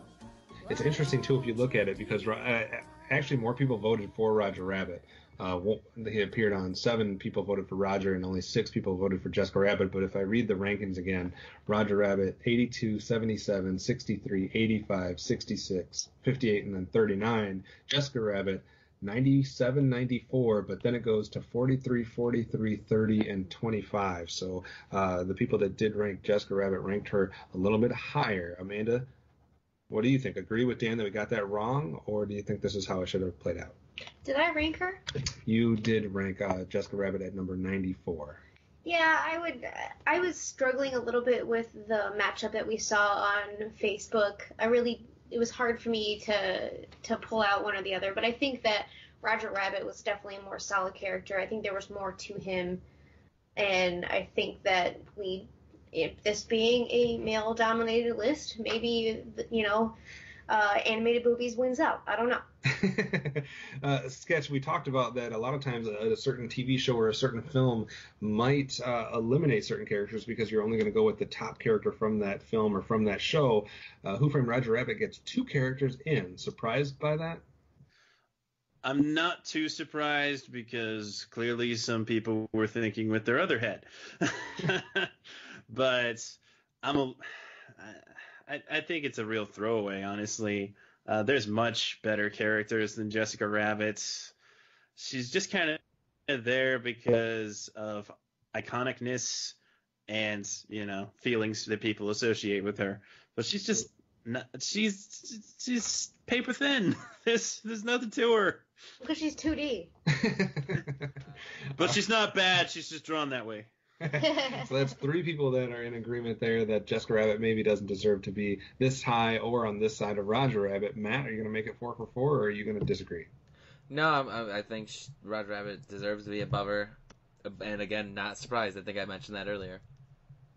All right, so that is the answer to that question. We only have one more spot left in today's section of the countdown. 76. I'm coming in at number 76, and this is one of the 2 most surprising ones for me. This goes right up there with Slappy Squirrel. I'm very surprised that this character is on the countdown, and maybe a sign that some people might get scared here for the rest of our countdown, but we're going back to the world of Hasbro, actually, and back to a show that has already had a character.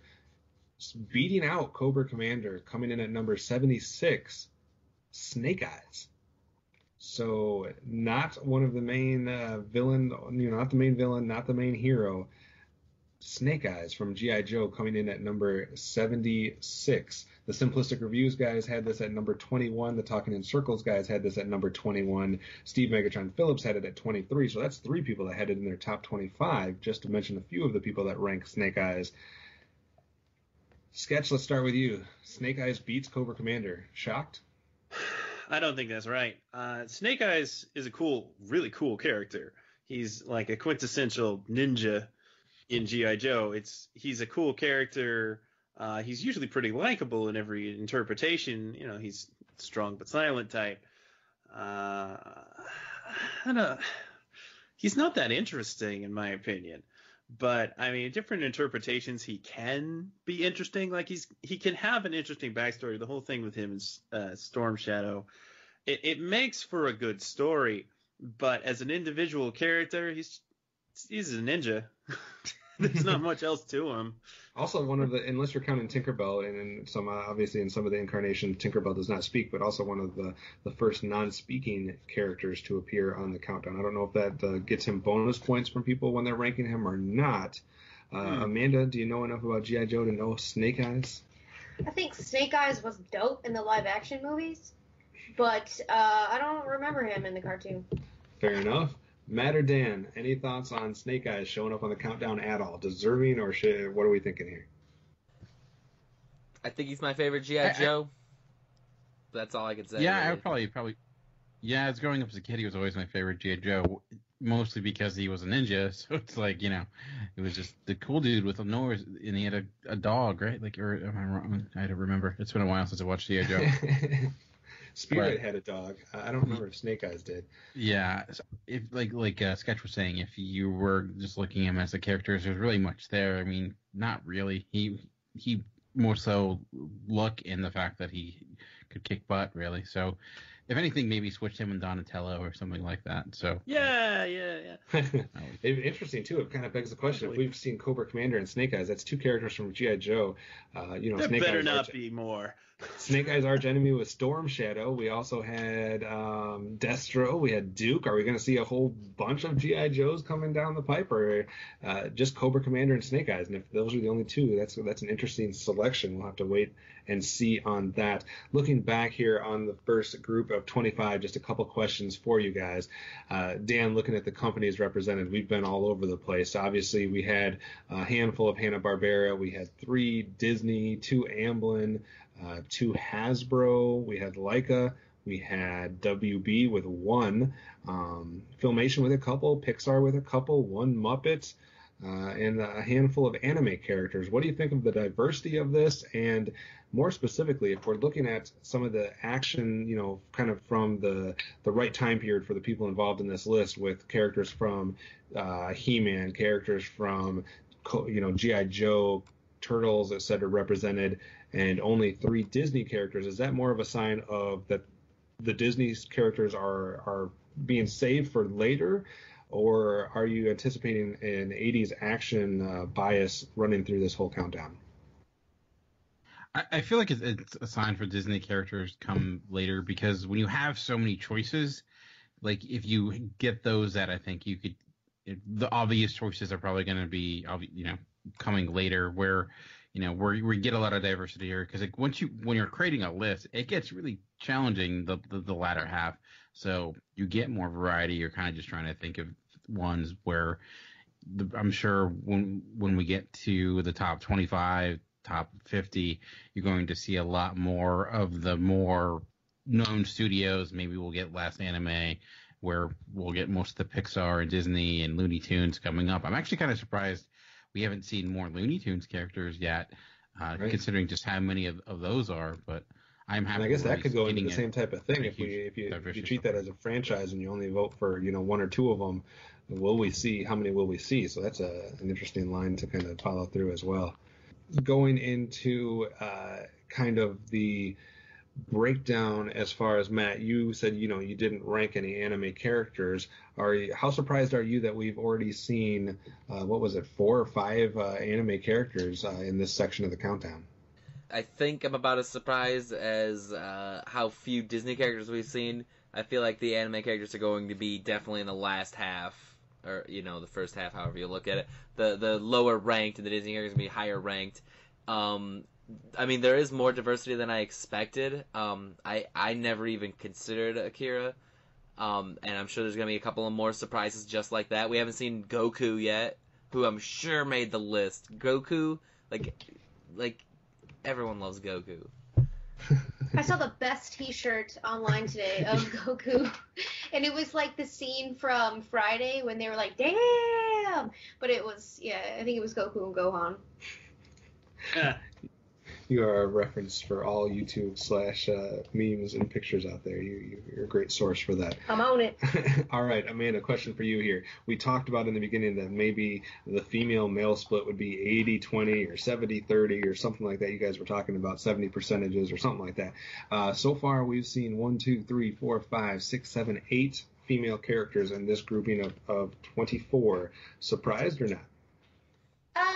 I want to say no. I think there should be enough, iconic characters with everything in Disney and everything that we've just seen in like 80s stuff and whatnot. I think that we should have enough to be able to put a good smattering of female characters in there. And we do have a couple, females on this panel here submitting lists. So I think that there can be love from all sides. And I think that.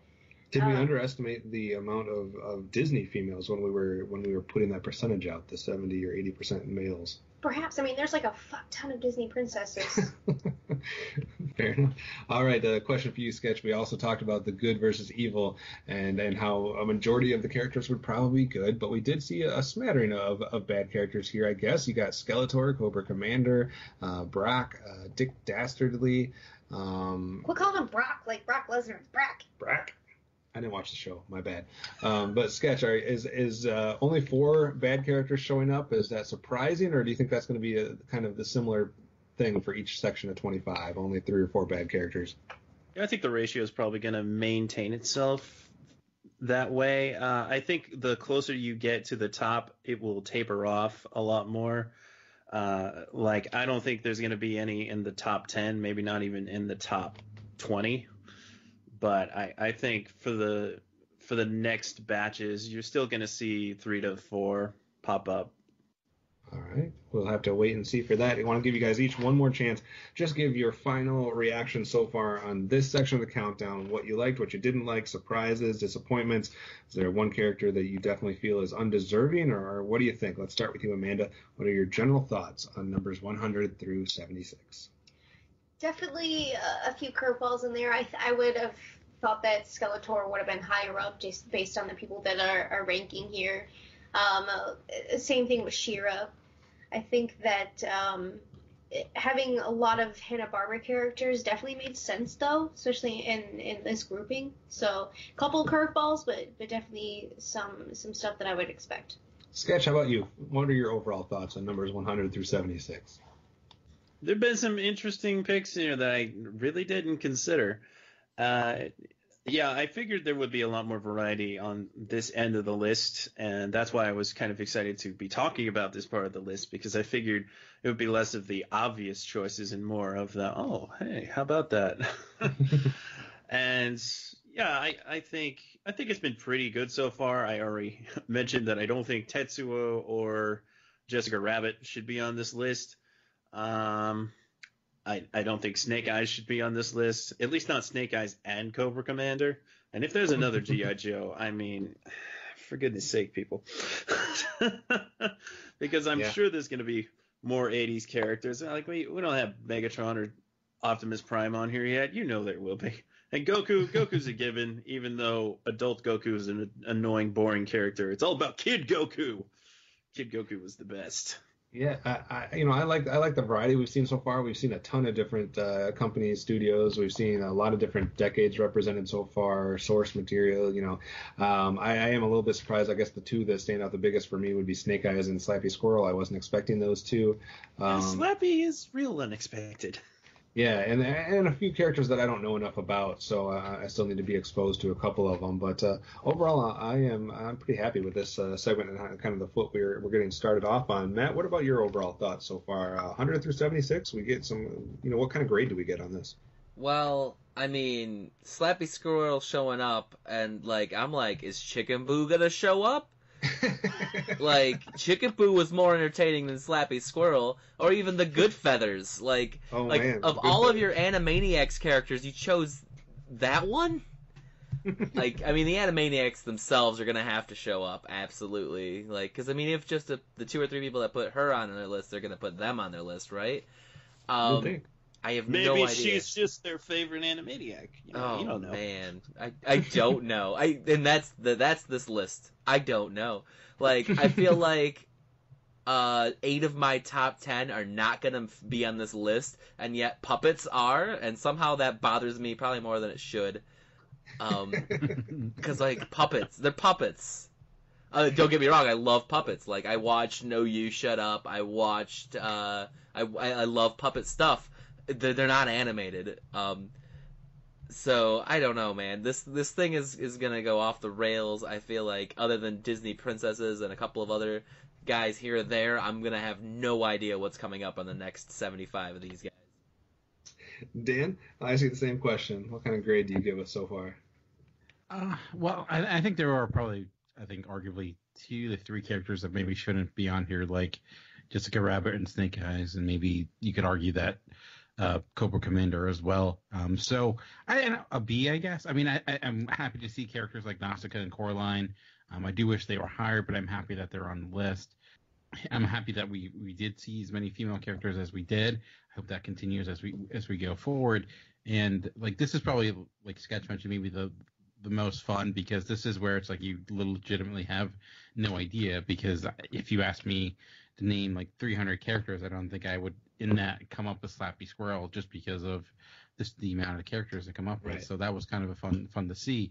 So that's interesting, and I'm also seeing a character like Cobra Commander go this low, though, makes me wonder, maybe we won't get as many of those 80s action characters as we think we will. Obviously 2 big ones like Optimus Prime and Megatron are probably going to be high up there, but I don't think we'll get another G.I. Joe character. Maybe Sergeant Slaughter. You never know. He could sneak up there somehow. But I think it's good, but it's hard when it comes to this end of the countdown. I think moving forward, we'll see. I'm interested. Solid B. Yeah. Solid B. All right. That's a passing grade. So for those of you who are wondering about the names and characters that didn't quite make the countdown, we save that until the wrap-up show once we're done with everything, just to keep the suspense going. So we will do honorable mentions and those that just missed at the end of the entire countdown. But that's it for this segment of the Top 100. Thank you very much for listening. Make sure you go to the website geekcastradio.com and commenting on what your thoughts are so far. We definitely will talk about feedback at some point along this adventure. Sketch, before we go, how can people get into contact with you on Twitter, or how can people listen to more of your thoughts on different things? Okay, my Twitter is @sketch1984. I also have a Tumblr, sketch1984.tumblr.com. My podcast is Tsunami Faithful Podcast. which is on podcast.toonamifaithful.com and also soundcloud.com/toonamifaithfulpodcast, or look it up on iTunes. And my final thought is, if Shredder and or Krang is not on this list, you have all failed me. And if anybody out there likes listening to Amanda, Matt, Dan, or I for some reason, obviously check out Cinema Geeks, where we give you guys a weekly movie discussion on a variety of different things, including what we talked about today, the Miyazaki Spotlight. Also, be sure to check out some of the other contributors, In Session Film, Simplistic Reviews, Talking in Circles, as well as the other GeekCast Radio Network content. If you want to get in touch with each one of us individually, you can also do that via Twitter. Dan, what is your Twitter handle? I'm at MovieRevolt. Matt? I'm at FridleyCent. Amanda? At HardCandiMandi, eyes, no eyes. And I am at OptimusSolo. Tune in next time for the next segment of the top 100 animated characters of all time.